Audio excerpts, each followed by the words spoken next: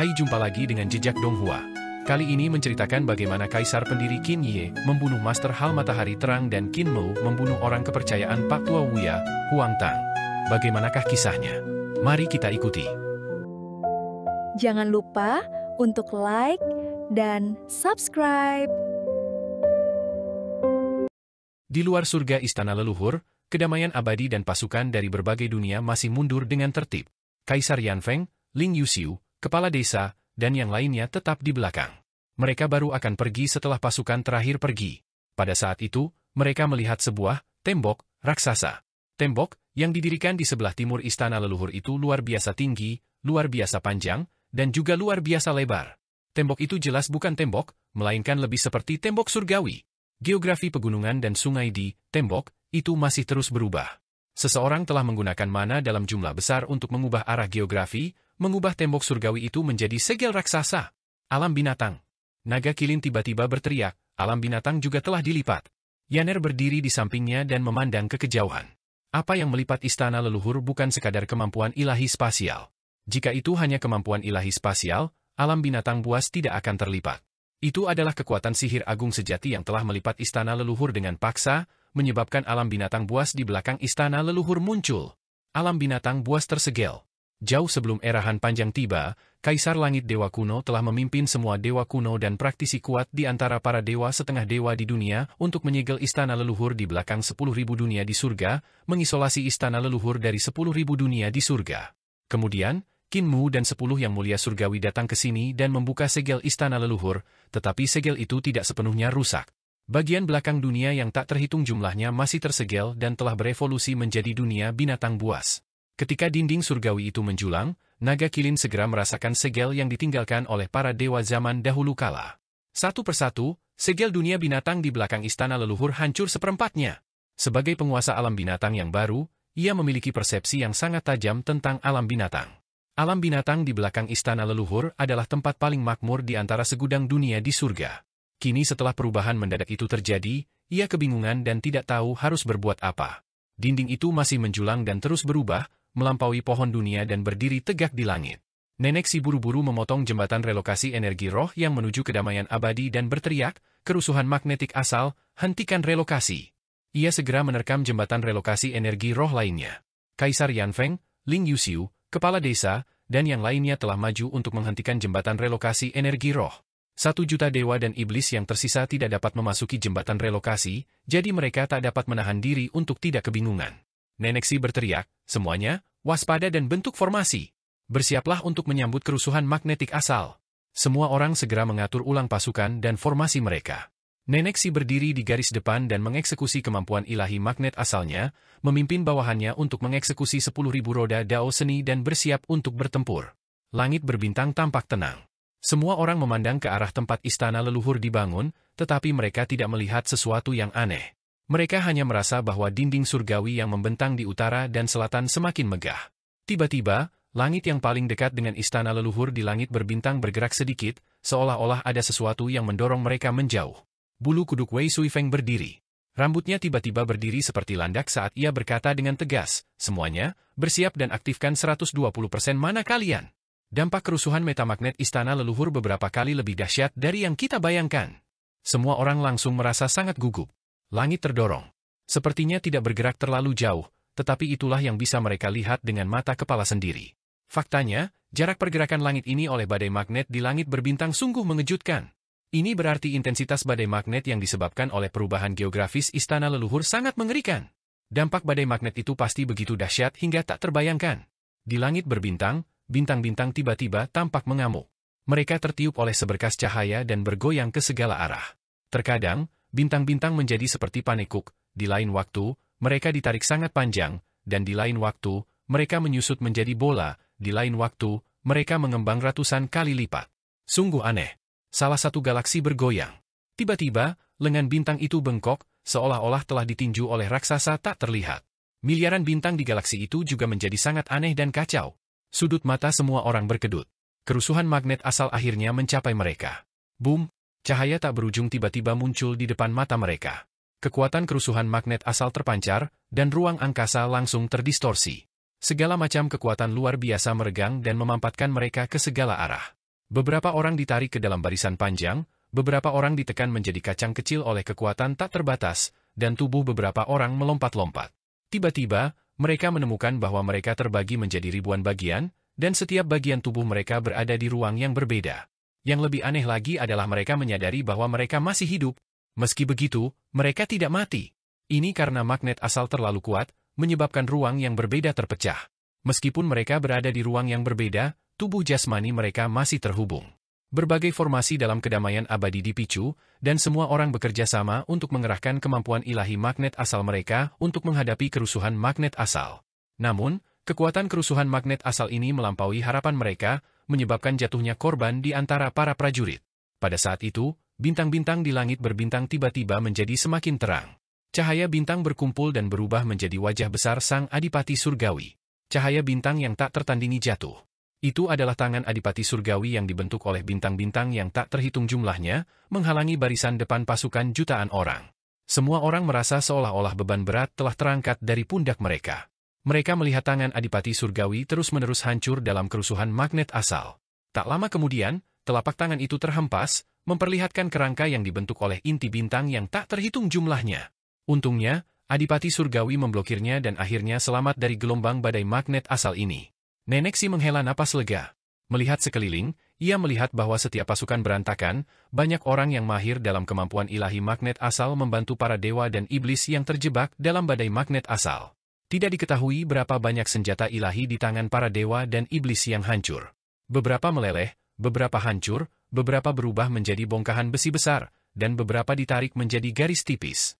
Simbol yang tercetak di senjata ilahi hampir sepenuhnya hancur.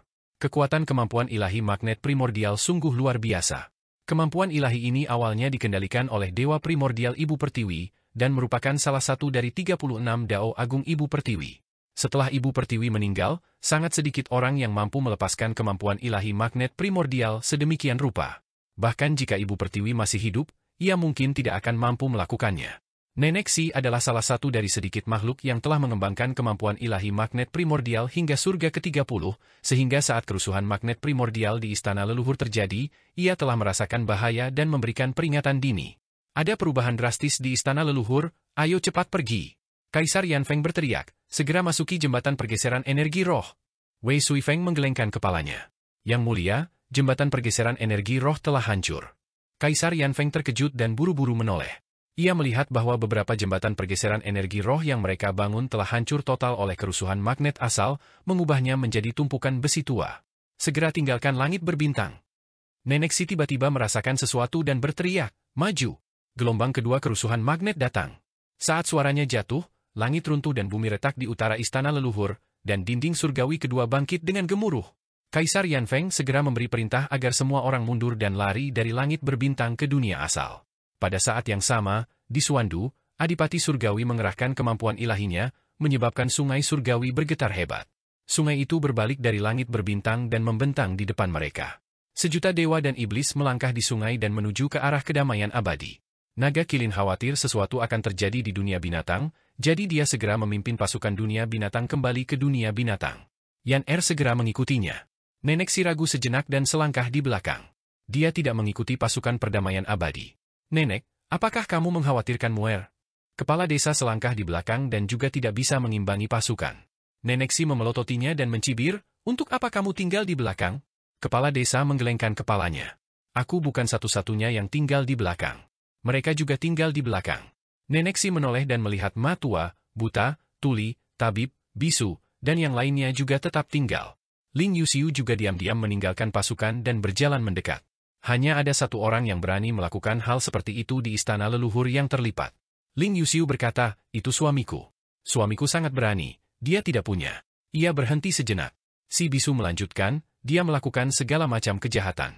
Benar, orang yang melipat Istana Leluhur adalah Muer keluarga kami. Ling Yuxiu berkata, sebelumnya, ketika aku melihat kebangkitan Istana Leluhur, aku masih sedikit ragu. Kemudian, aku melihat tembok surgawi lain muncul, jadi aku yakin suamiku sedang menyegel Istana Leluhur. Karena dia menyegel Istana Leluhur, dia pasti tidak akan meninggalkan Istana Leluhur. Sebaliknya, dia menyegel dirinya sendiri di dalamnya. Jika aku menikahi ayam, aku akan mengikuti ayam. Jika aku menikahi anjing, aku akan mengikuti anjing. Karena itu, aku hanya bisa tinggal di sini. Nenek Si melirik semua orang, tiba-tiba, dia tersenyum dan berkata, karena kalian semua ingin tinggal di sini, maka kita akan menyerbu ke istana leluhur. Jika aku pergi ke istana leluhur sendirian, aku pasti akan menghadapi bahaya. Dengan bantuan kalian, aku kurang lebih bisa melindungi diriku sendiri. Namun, istana leluhur sangat berbahaya. Kita harus berhati-hati. Kepala desa dan yang lainnya mengangguk berulang kali dan berkata, Ibu mertua, beritahu kami. Ibu mertua melirik dinding surgawi kedua yang menggembung dan berkata, badai magnet kedua akan segera datang. Ayo kita masuk ke istana leluhur sesegera mungkin untuk bersembunyi. 9 orang itu segera menuju istana leluhur. Tepat saat mereka memasuki langit di atas istana leluhur, badai magnet kedua tiba. Mereka mendongak dan melihat aurora muncul di mana-mana di langit istana leluhur. Aurora itu berwarna-warni dan indah. Pada saat ini, sebuah dinding surgawi perlahan menjulang di sebelah barat istana leluhur, membuat ekspresi mereka menjadi serius. Segel istana leluhur sudah setengah jadi. Kita akan pergi ke selatan dan menunggunya. Nenek Si berkata cepat, kita pasti akan bertemu dengannya di selatan. Di atas perahu emas, 3 kepala aula, Zhao Yang, He Huan, dan Phoenix, sangat terkejut saat melihat pemandangan ini. Su Xinghua, Lan Yutian, Dewa Bulan, dan yang lainnya juga sangat terkejut. Para dewa kuno menyegel istana leluhur sudah menjadi pemandangan paling gemilang dalam sejarah zaman ke-17, dan itu membuat orang-orang merindukannya. Yang sedang dilakukan Qin Mu sekarang adalah melipat paksa ruang istana leluhur menjadi sangkar raksasa. Ia ingin menyegel 2 kekuatan besar, termasuk para dewa dan praktisi Tao seperti Istana Miluo dan Pohon Dunia, semuanya tersegel di dalam sangkar raksasa ini. Langkah ini bahkan lebih spektakuler daripada pemandangan para dewa kuno menyegel istana leluhur saat itu. Bahkan lebih besar, dan kemampuan yang digunakan berkali-kali lipat lebih dahsyat. Mustahil Istana Miluo disegel. Kepala Balai Huan menggelengkan kepalanya dan berkata dengan acuh tak acuh, Tuan Muda ke-7 melakukan ini hanya akan membuat kita tertawa. Ia mengungkapkan keyakinannya pada kekuatan Istana Miluo. Tak seorang pun bisa menyegel Istana Miluo. Siapapun dari 72 kepala aula Istana Miluo bisa membuka segel Tuan Muda ke-7, apalagi Tuan Muda Istana Miluo. Benar. Kepala Istana Phoenix melangkah maju dan berkata sambil tersenyum, selama kita mempercayakan diri pada kehampaan dan mendapatkan pijakan yang kokoh di alam semesta ini tidak akan lagi memiliki kekuatan untuk melawan kita. Kepala Istana Zhao yang ingin berbicara, tetapi tiba-tiba ia mengerang teredam dan memuntahkan seteguk darah. Luka-lukanya tampak menunjukkan tanda-tanda tak tertahankan. Kaisar pendiri Qin Yi berkata dengan santai, Tuan Muda ke-7 menyegel istana leluhur dan mengubahnya menjadi sangkar. Hanya keempat dindingnya yang tidak tersegel. Apakah kau pikir dia memberimu kesempatan untuk bertahan hidup? Ia mengangkat kepalanya untuk melihat ke langit. Kaisar Surgawi Hao Tian masih berusaha sekuat tenaga untuk mencap kehampaan dan mengembangkan surga agung yang menyeluruh. Alasan mengapa Tuan Muda ke-7 meninggalkan langit adalah untuk menyegel 36 lapisan kehampaan sehingga kau tidak punya tempat untuk beristirahat. Kaisar Qin Yi mengalihkan pandangannya dan berkata dengan tenang, istana leluhur akan menjadi medan perang bagi kita untuk bertanding. Hanya pemenang terakhir yang akan dapat meninggalkan tempat ini hidup-hidup. Para Master Aula, He Huan, dan Phoenix menatap langit istana leluhur. Jika Qin Mu benar-benar menyegel 36 lapisan kekosongan istana leluhur, itu memang akan menyebabkan para praktisi Tao istana Miluo turun, tetapi mereka tidak akan mampu mencapai Tao di zaman ke-17. Jelas, tujuan Qin Mu tidak sesederhana berurusan dengan para praktisi Tao istana Miluo. Tujuannya juga untuk berurusan dengan Pak Tua Wu Yiha dan para pengikutnya. Kemampuan Pak Tua Wu Yiha setara dengan para master muda istana Miluo, tetapi ia memiliki banyak pengikut.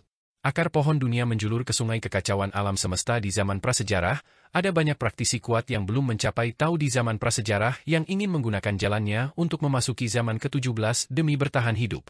Kekuatan Pak Tua Wu Yiha yang mampu mengumpulkan kekuatan bisa dibayangkan. Sebagian besar praktisi kuat yang menyertainya belum mencapai Dao, sehingga mereka semua berharap mencapai Dao di zaman ke-17. Jika Qin Mu menyegel istana leluhur dan bahkan kekosongan istana leluhur, para praktisi kuat di bawah Pak Tua Wu Haya bisa melupakan pencapaian Dao setelah memasuki zaman ke-17. Tuan Muda ke-7 memiliki kemampuan seperti ini? Kepala Balai He Huan tiba-tiba tersenyum. Ia adalah wanita tercantik di 72 aula istana Miluo, dan setiap kerutan dahi serta senyumnya menyentuh hati orang-orang, ia memiliki daya tarik yang sangat kuat. Mungkin setelah kembali ke masa lalu, Tuan Muda ke-7 memiliki kemampuan seperti ini, tetapi saat ini, pencapaian Tuan Muda ke-7 belum mencapai level Hall Master. Ia bahkan bukan seorang praktisi Tao. Melipat gandakan istana leluhur sudah menjadi batasnya. Ia tidak bisa menyegel kekosongan. Kaisar pendiri Qin Ye tersenyum. Inilah keuntunganku. Aku tahu masa depan dari mulut Tuan Muda ke-7. Aku bisa tahu segalanya tentang masa depan. Aku tahu tentang kekalahan Istana Miluo di masa depan dan kekalahan Pak Tua Wuya. Aku juga tahu tentang kalian bertiga. Tatapannya menyapu wajah Kepala Balai Radiant Sun, Kepala Balai Phoenix, dan Kepala Balai Hihuan. Ia tersenyum hangat. Aku tahu kekalahanmu. Aku bahkan tahu semua jurus yang kau gunakan dalam pertempuran ini, serta cara-cara yang kau gunakan untuk menghadapi pedangku. Ekspresi Huan dan Phoenix berubah drastis, sementara Hall Master Radiant Sun semakin bingung. Luka pedangnya semakin parah. Ia hanya bisa mengerahkan seluruh kekuatannya untuk menekan luka pedangnya. Ia tidak mendengar kata-kata Qin Yi dengan jelas. Aku bahkan tahu jurus apa yang membuatmu mati dan berapa banyak luka yang kau miliki. Tatapan Kaisar Pendiri tertuju pada Master Aula Radiant Sun, dan ia berkata dengan acuh tak acuh, kau akan mati dalam pertempuran ini melawan kami. Orang pertama yang kubunuh dengan dao pedangku adalah Master Aula Radiant Sun. Roh primordialnya telah kulenyapkan, dan kesadarannya telah kulenyapkan. Semangat Lang Bao terangkat ketika mendengar ini. Wilayah hampa pamungkas yang mulia Yue telah terbentang, dan itu akan memungkinkan dao pedang tertinggiku untuk melawan salah satu dari kalian bertiga secara bersamaan. Dao pedang adalah dao agung yang paling tajam, dan ia membunuh paling cepat. Master Aula Radiant Sun mati dengan sangat cepat, dan orang kedua yang mati adalah Master Aula Hihuan. Kaisar Pendiri mengalihkan pandangannya kepada Master Aula Hihuan, dan berkata dengan tenang, 2 buah dao Master Aula Hihuan dihancurkan oleh dao pedangku. Pohon dao itu dikirim ke jurang maut oleh Su Shenghua dan Lan Yutian, lalu berubah menjadi ketiadaan. Istana berhargamu rusak akibat tabrakan dengan istana suci dao pedangku. Saat kau terluka, Yang Mulia Surgawi, kau meledakkan roh primordialmu keluar dari tubuhmu. Buah dao pedangku memasuki ruang di antara kedua alismu dan menghancurkan seluruh indera spiritualmu. Senyum di wajah Kepala Balai Hihuan membeku, dan hawa dingin menjalar di hatinya. Tatapan Kaisar Pendiri tertuju pada Kepala Balai Phoenix, tatapannya acuh tak acuh. Kepala Balai Phoenix tewas di tangan Tuan Muda Ketujuh. Saat kau menyerang, kau menembus kehampaan puncak Tuan Surgawi Yue dan melukai semua orang. Tapi setelah kau melukai kami, Tuan Muda Ketujuh telah mencapai segel agung sangkar istana leluhur. Kau tampak unggul, tetapi tepat saat kau hampir berhasil, Tuan Muda Ketujuh merenggut nyawamu. Luka fatalmu ada di antara kedua alismu. Dia menggunakan kemampuan ilahi Istana Miluo untuk langsung menembus jiwa primordialmu dan menghancurkan dao agungmu. Ekspresi Kepala Istana Phoenix berubah drastis. Pada saat ini, kekuatan dao pedang meletus di mata Kaisar Pendiri Qin Yi. Ia tiba-tiba menghunus pedangnya dan berteriak, serang. Tepat saat suaranya terdengar, cahaya pedang meledak. Cahaya yang menyilaukan itu beresonansi dengan surga Daluo, pohon dao, buah dao, dan kuil dao pedang. Dao pedang mencapai puncaknya dalam sekejap. Dao pedang tertinggi di surga ke-40 menunjukkan ketajaman yang tak terkalahkan. Pada saat yang sama, domain kehampaan puncak milik Yang Mulia Yue menyebar. Terlepas dari apakah itu Hihuan, Phoenix, atau Zhao Yang, mereka semua menghadapi serangan langsung Kaisar Pendiri. Cahaya pedang menembus kepala aula Zhao Yang dan menembus aula harta karun. Kedua kepala aula, Hihuan dan Phoenix, merasakan hawa dingin menjalar di tulang punggung mereka. Mereka telah kehilangan semangat juang dan mundur. Mereka tidak berhadapan langsung dengan dao pedang Kaisar Pendiri. Di bawah tatapan mereka, aula Zhao yang tertembus oleh dao pedang tertinggi. Master Aula Zhao yang merong dengan marah dan mengaktifkan kekuatan dao aula Zhao yang untuk berhadapan langsung dengan Kaisar Pendiri. Saat kedua eksistensi tingkat Master Aula berbenturan, domain hampa pamungkas milik Yang Mulia Yue tak mampu menahannya dan runtuh. Namun, pedang yang tertancap di antara alis Master Aula Matahari Terang pun tak mampu ditahan. Dao pedang mengalir deras ke kepalanya dan tubuhnya hancur berkeping-keping. Roh primordialnya tiba-tiba mendarat di pohon daonya dan mengaktifkan buah dao dari pohon dao tersebut. Pada saat yang sama, aula matahari terang hancur berkeping-keping. Dao agung yang membentuk aula matahari terang menyatu dengan roh primordialnya, menyebabkan auranya melonjak hingga batas maksimal. Pada saat yang sama, Kaisar Pendiri bertabrakan dengannya dengan dentuman keras. Cahaya pedang yang menyilaukan melesat ke segala arah. Dengan dentuman keras yang mengguncang langit dan bumi, roh primordial Master Aula Matahari Terang dihancurkan oleh dao pedang Zhang Yang. Kedua kepala aula mundur ke ibu kota giok istana leluhur hampir bersamaan dan menyaksikan tanpa daya saat kepala aula matahari yang bersinar dibunuh oleh pedang dao Kaisar Qin Yi. Namun, dalam serangan terakhir itu, mereka juga melihat Kaisar Qin Yi diserang balik oleh Master Aula Matahari Terang. Serangan terakhir Master Aula Matahari Terang menembus tubuh fisik dan jiwa primordial Kaisar Qin Yi, meninggalkannya dengan puluhan luka. Qin Yi, kau bohong. Kaisar Surgawi Haotian berlari ke istana leluhur ibu kota giok dan berteriak, Master Aula, Qin Yi berbohong kepada kalian. Tuan Muda Ketujuh jelas tidak memberitahunya detail pertempuran ini. Kedua Master Aula itu telah jatuh ke dalam kota dan tersadar pada saat yang bersamaan. Jika apa yang dikatakan Qin Ye benar, maka mustahil bagi Qin Mu untuk melihat adegan Qin Ye membunuh Master Aula Matahari Terang dan Master Aula Persatuan. Ia hanya bergegas di saat-saat terakhir untuk membunuh Master Aula Phoenix. Dengan kata lain, mustahil bagi Qin Mu untuk memberitahu Kaisar Qin Ye detail pertempuran tersebut. Kaisar Qin Ye, sang pendiri, menyimpan pedangnya, dan tubuhnya perlahan melayang turun. Sebuah kapal emas berlayar dari belakang dan mendarat tepat di bawah kakinya. Di atas kapal emas, Yang Mulia Surgawi, Su Shenghua, Lan Yutian, dan yang lainnya menatapnya dengan linglung. Bahkan mereka baru saja mempercayai Qin Ye dan percaya bahwa Tuan Muda Ketujuh Qin Mu telah menceritakan proses dan hasil pertempuran tersebut kepadanya. Kaisar pendiri Qin Ye juga bisa berbohong? Yang Mulia Surgawi bergumam, sulit menerimanya. Kaisar pendiri Qin Ye bisa dikatakan sebagai orang yang paling teguh dan teguh. Ketika dia berdiri di sana, dia memberi orang perasaan bahwa bahkan jika langit runtuh, dia masih akan mampu menahannya. Kesan yang diberikan Qin Ye kepada orang-orang adalah bahwa dia jelas bukan orang yang bisa berbohong. Selain Qin Fengqing, semua anggota keluarga Qin adalah pembohong yang ulung. Kaisar pendiri Qin Ye menggoyangkan cahaya pedangnya dan bertemu pandang dengan kepala balai Hihuan dan kepala balai Phoenix. Ia berkata dengan lemah, orang-orang dari keluarga Qin yang paling pandai berbohong adalah orang-orang yang paling stabil. Aku bahkan telah menipu seluruh desa yang riang dan seluruh era kaisar pendiri. Namun, kali ini aku tidak berbohong. Semua orang di belakangnya tercengang. Dia tidak berbohong? Kaisar pendiri berkata dengan sungguh-sungguh, Tuan Muda Ketujuh memang memberitahuku proses dan hasil pertempuran ini. Ketiga ketua aula juga gugur dalam pertempuran ini. Bukankah ketua aula Zhao yang sudah mati? Ketua aula Huan dan ketua aula Phoenix awalnya ingin membunuh untuk keluar dari ibu kota Giok, tetapi ketika mereka mendengar ini, hati mereka sedikit bergetar dan mereka sedikit ragu. Kaisar pendiri Qin Ye berkata dengan tenang, setelah itu, cara kedua ketua aula mati akan tetap seperti yang kukatakan. Ketua aula Huan akan menjadi yang kedua mati, dan ketua aula Phoenix akan menjadi yang terakhir. Kaisar Surgawi Langit Luas tertawa terbahak-bahak. Qin Ye, kalian masih berbohong. Jangan percaya padanya, ketua aula. Aku sangat mengenalnya. Saat itu, istana Surgawi Kaisar pendiri hancur total di tanganku. Kaisar pendiri Qin Ye meliriknya dan berkata lembut, Hao, tahukah kau bagaimana kau mati? Kaisar Hao Tian terkejut. Kau mati di tanganku. Kaisar pendiri Qin Ye berkata dengan acuh tak acuh, kau mencapai Dao sebelum dia menyegel kekosongan tertinggi, dan setelah kedua Master Aula meninggal, kau terbunuh oleh pedangku. Kaisar Surgawi Hao Tian tertawa terbahak-bahak, ia menggelengkan kepala dan berkata, Qin Ye, kau hanya menggertak. Kau membunuh Master Aula Zhao yang meskipun kau terluka parah hanya untuk menutupi kebohonganmu. Kau terluka parah, dan semua orang di belakangmu juga terluka. Mereka semua lelah dan tak punya kekuatan untuk bertarung lagi. Tujuanmu adalah menakuti kedua Master Aula.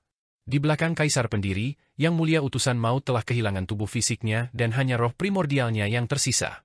Wilayah kekuasaan Yang Mulia Yue hancur, dan auranya melemah. Kedua Kaisar Xuanwu dan Lang Bao pernah terluka parah oleh permaisuri, dan kini mereka berada di ujung tanduk. Jiang Baigui juga terluka parah dalam pertempuran dengan Hall Master Joy. Xiang Jun mengalami koma dan berada dalam situasi hidup dan mati setelah dibunuh oleh Hall Master Joy.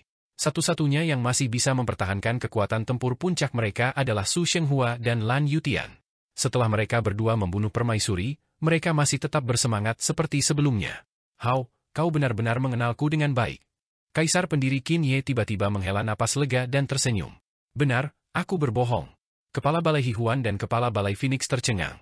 Qin Ye berkata, kekuatanku tidak sebanding dengan Kepala Balai Istana Miluo. Jika aku berhadapan langsung dengannya, aku tidak akan sebanding dengan Kepala Balai manapun. Paling-paling, aku hanya bisa menyebabkan kedua belah pihak menderita kerugian besar. Rekan-rekan Taois di belakangku juga sudah putus asa. Karena itu, aku berbohong untuk mengganggu kalian bertiga dan mencari kesempatan untuk membunuh Zhao yang agar kalian semua takut. Tuan Muda Ketujuh sebenarnya tidak memberitahuku apapun, jadi aku tidak tahu apapun tentang hasil pertempuran ini. Jika kedua kepala balai meninggalkan kota sekarang, mereka bisa membunuh kita semua. Tidak ada sedikit pun canda di wajahnya, dan raut wajahnya serius. Tuan Muda Ketujuh Qin Mu belum mencapai jalannya, katanya dengan sungguh-sungguh. Dia telah menyegel istana leluhur dengan paksa, dan energi vitalnya telah rusak parah. Bagaimana mungkin dia datang ke sini untuk membunuh Hall Master Phoenix? Sudut mata Hall Master Phoenix berkedut. Kaisar pendiri Qin Ye berkata dengan ekspresi serius, dia bertarung langsung dengan Hall Master Phoenix, tetapi dia masih bukan tandingannya. Bagaimana dia bisa membunuh Hall Master Phoenix dengan satu serangan? Karena itu, aku berbohong. Hall Master, tolong keluar dari kota dan bunuh kami. Kaisar Surgawi Hao Tian segera berkata, Hall Master, cepat bergerak. Hall Master Phoenix dan Hall Master Hihuan mundur selangkah demi selangkah. Kaisar Surgawi Hao Tian cemas dan berteriak, dia memang menipu kalian. Bahkan Qin tahu cara berbohong.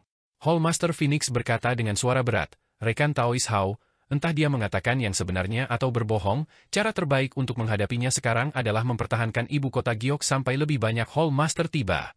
Kaisar Surgawi Hao Tian sangat marah dan berkata dengan tegas, kalian menunda pertempuran dan bodoh. Bagaimana kalian bisa menjadi Hall Master? Kepala Aula Hihuan menampar wajahnya dan berkata dengan acuh tak acuh, rekan Taois langit luas, tempatkan dirimu di posisi yang tepat. Kaisar Surgawi langit luas terbangun oleh tamparan itu. Ia tidak berbicara lagi dan diam-diam menempatkan dirinya di kehampaan. Qin Yihe, mana dari kata-katamu yang benar? Di belakang Qin Yihe, Yang Mulia Surgawi Yue bertanya dengan lembut, apakah kau mengatakan kebenaran atau kebohongan? Kaisar pendiri Qin Yihe berbalik. Ia masih setenang sebelumnya. Keluarga Qin tidak pernah berbohong. Setelah beberapa saat, ia menambahkan, percayalah, kau kalah. Setelah Phoenix dan Hihuan mundur ke ibu kota Giok, Kaisar pendiri Qin Yihe segera menyerang para kultivator yang mencoba turun dari Istana Miluo. Tanpa perlindungan kedua penguasa istana, mustahil bagi para kultivator Istana Miluo untuk menghalangi dao pedangnya. Mereka dengan cepat tersapu, tetapi beberapa dari mereka sangat menentukan. Mereka segera berhenti turun dan kembali ke zaman ke-16, mereka harus melindungi diri mereka sendiri. Baik di dalam maupun di luar kota, semuanya tenang. Kapal emas yang melintasi dunia melayang dengan tenang di luar kota. Semua orang duduk di kapal. Yang Mulia Yue telah lama sakit dan telah menjadi dokter untuk mengobati luka mereka. Namun, ia tidak dapat menyembuhkan luka mereka. Hampir semua makhluk terkuat di Eternal Peace berkumpul di sini. Semua orang memiliki banyak pertanyaan yang ingin mereka tanyakan kepada Kaisar pendiri, tetapi mereka tidak tahu harus mulai dari mana. Setelah sekian lama, Yang Mulia Surgawi memecah keheningan dan bertanya, Qin Yihe, kemana saja kau selama 42 tahun terakhir? Kaisar pendiri Qin Yihe berkata, saat itu, aku menerobos masuk ke ibu kota Giok dan menyeberangi 16 sungai kekacauan untuk pergi ke Istana Miluo. Aku bertemu Tuan Muda ke-7 di Istana Kekacauan. Tuan Muda ke-7 memberitahuku beberapa hal dan menanamkan kemampuan ilahi di tubuhku untuk melawan kemampuan ilahi Tuan Muda ke-4 Zi Xiao. 42 tahun yang lalu, aku menangkis serangan mematikan Tuan Muda ke-4 Zi Xiao terhadap Yang Mulia Surgawi Ling dan memicu kemampuan ilahi Tuan Muda ke-7. Sejak itu, aku tinggal di kapal. Di kapal? Semua orang tercengang. Yang Mulia Surgawi Yue bertanya, di kapal ini? Kaisar pendiri Qin Yihe mengangguk. Di kapal ini, aku bisa melihatmu, tapi aku tidak bisa menyentuhmu. Aku bisa mendengar percakapanmu, tapi aku tidak bisa memberitahumu apapun. Kau tak bisa melihatku, tak bisa menyentuhku, dan tak bisa mendengarku. Aku mempelajari ajaran Tuan Muda ke-7 di kapal ini dan bertemu dengan Tuan Istana Miluo. Aku berbincang lama dengannya. Tuan Istana Miluo? Semua orang terkejut dan segera menoleh untuk melihat istana-istana emas di kapal emas itu. Itu bayangan dao Tuan Istana Miluo. Kaisar pendiri Qin Yi menjelaskan, kemampuannya telah mencapai titik di mana aku tidak dapat memahaminya. Daonya meninggalkan banyak bayangan di kapal ini dan mengajariku banyak hal. Yang Mulia Surgawi Yue menenangkan diri dan bertanya, Yang Mulia Surgawimu telah memberitahumu banyak hal tentang masa depan. Tatapan semua orang tertuju pada wajah Kaisar pendiri Qin Yi dan menunggu jawabannya. Kaisar pendiri menggelengkan kepalanya. Dia tidak banyak bicara. Aku berbohong kepada kedua kepala istana tadi untuk memaksa mereka agar tidak berani melawan kita secara langsung. Semua orang skeptis. Dulu, mereka sangat mempercayai Kaisar Qin Yi, sang pendiri negara, dari lubuk hati mereka. Mereka mempercayai setiap kata yang diucapkannya karena semua orang tahu bahwa Qin Yi jelas bukan orang seperti Qin Mu yang bisa mengendalikan kuda dengan mulutnya. Qin Mu memang penuh kebohongan, tetapi Qin Yi tidak akan pernah berbohong. Namun, baru sekarang mereka menyadari bahwa orang jujur bahkan lebih menakutkan ketika ia berbohong kepada orang lain karena mereka tidak tahu mana kata-kata yang benar dan mana yang palsu. Dia benar-benar tidak banyak bercerita kepadaku. Kaisar pendiri Qin Yi berkata tanpa daya, aku tidak tahu banyak tentang masa depan. Saat itu, dia tidak punya waktu untuk bercerita banyak kepadaku, dan sepertinya dia enggan bercerita kepadaku. Semua orang mengungkapkan kecurigaan mereka yang mendalam. Kaisar pendiri tidak berbicara lagi. Semakin lama kita berlarut-larut, semakin merugikan kita. Su Shenghua tiba-tiba berkata, para praktisi jalur dari Istana Miluo akan memiliki cukup waktu untuk turun, dan kemudian jumlah praktisi di ibu kota Giok akan meningkat. Tak lama lagi, kita akan menderita pukulan telak. Haruskah kita menyerbu ibu kota Giok dan menghentikan mereka turun? Tidak perlu. Kaisar pendiri Qin Yi berbalik untuk melihat, dia berkata, setelah istana leluhur disegel, pengorbanan darah dibatasi hanya untuk istana leluhur. Hanya ada 2 sumber energi untuk pengorbanan darah di sini. Yang satu adalah akumulasi sejarah, dan yang lainnya adalah para ahli yang gugur dalam pertempuran di kemudian hari. Sebagian besar energi yang terkumpul untuk pengorbanan darah telah digunakan oleh Pak Tua Wuya. Tidak banyak kekuatan pengorbanan darah yang dapat dikendalikan oleh Istana Miluo, jadi seharusnya ada batasan jumlah ahli yang bisa mereka turunkan. Jika mereka ingin menembus batas ini, hanya ada dua cara. Ia mengerutkan bibir dan berkata, membunuh kami adalah cara pertama. Menghancurkan pohon dunia dan membunuh para praktisi kuat di bawah Pak Tua Wuya adalah cara kedua. Su Shenghua merenung sejenak. Jika segel Qin Mu selesai, itu memang akan menjadi satu-satunya dua pilihan bagi Istana Miluo. Bahkan jika Istana Miluo membunuh mereka, itu tidak akan cukup untuk membuat semua praktisi kuat Istana Miluo turun. Mereka harus berhadapan dengan kekuatan Pak Tua Wuya untuk memastikan semua praktisi Dao akan turun ke zaman ke-17. Dengan kata lain, Qin Mu telah menyegel Istana Leluhur dan mengubahnya menjadi pertempuran tiga sisi. Istana Leluhur adalah kandang binatang buas yang besar. Terlepas dari apakah itu Istana Miluo, Pak Tua Wuya, atau mereka semua adalah binatang buas di dalam kandang. Hanya pemenang terakhir yang bisa meninggalkan tempat ini hidup-hidup. Ibu kota Giok penuh dengan bahaya, jadi kita tidak perlu berjuang untuk masuk. Jika kita berjuang untuk masuk, kita tidak akan bisa menghilangkan energi pengorbanan darah. Sebaliknya, kita akan menderita banyak korban. Kaisar pendiri Qin Ye berkata, sebaliknya, kita harus meninggalkan ibu kota Giok. Kita tidak perlu tinggal di sini lagi. Ketika para peraih Dao dari Istana Miluo turun, mereka pasti akan mencari Pak Tua Wuya. Pertempuran maut antara kedua belah pihak tak terelakkan. Namun, sebelum itu, kita perlu mencegah para peraih Dao dari ibu kota Giok meninggalkan Istana Leluhur sampai segel Tuan Muda ke-7 selesai. Jika ada yang meninggalkan Istana Leluhur, itu akan menyebabkan mereka membangun kembali altar pengorbanan darah di dunia luar. Hati Kaisar Xuan sedikit tergerak ketika ia bertanya, Qin Ye, apakah Tuan Muda ke-7 mengatakan ini kepadamu? Kaisar pendiri mengangguk.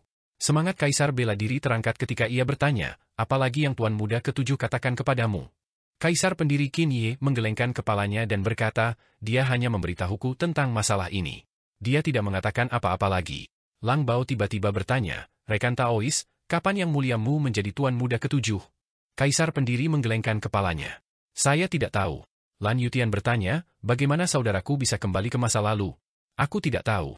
Semua orang merasa gatal di hati mereka dan ingin merobek mulutnya agar ia mengungkapkan semua yang ia ketahui.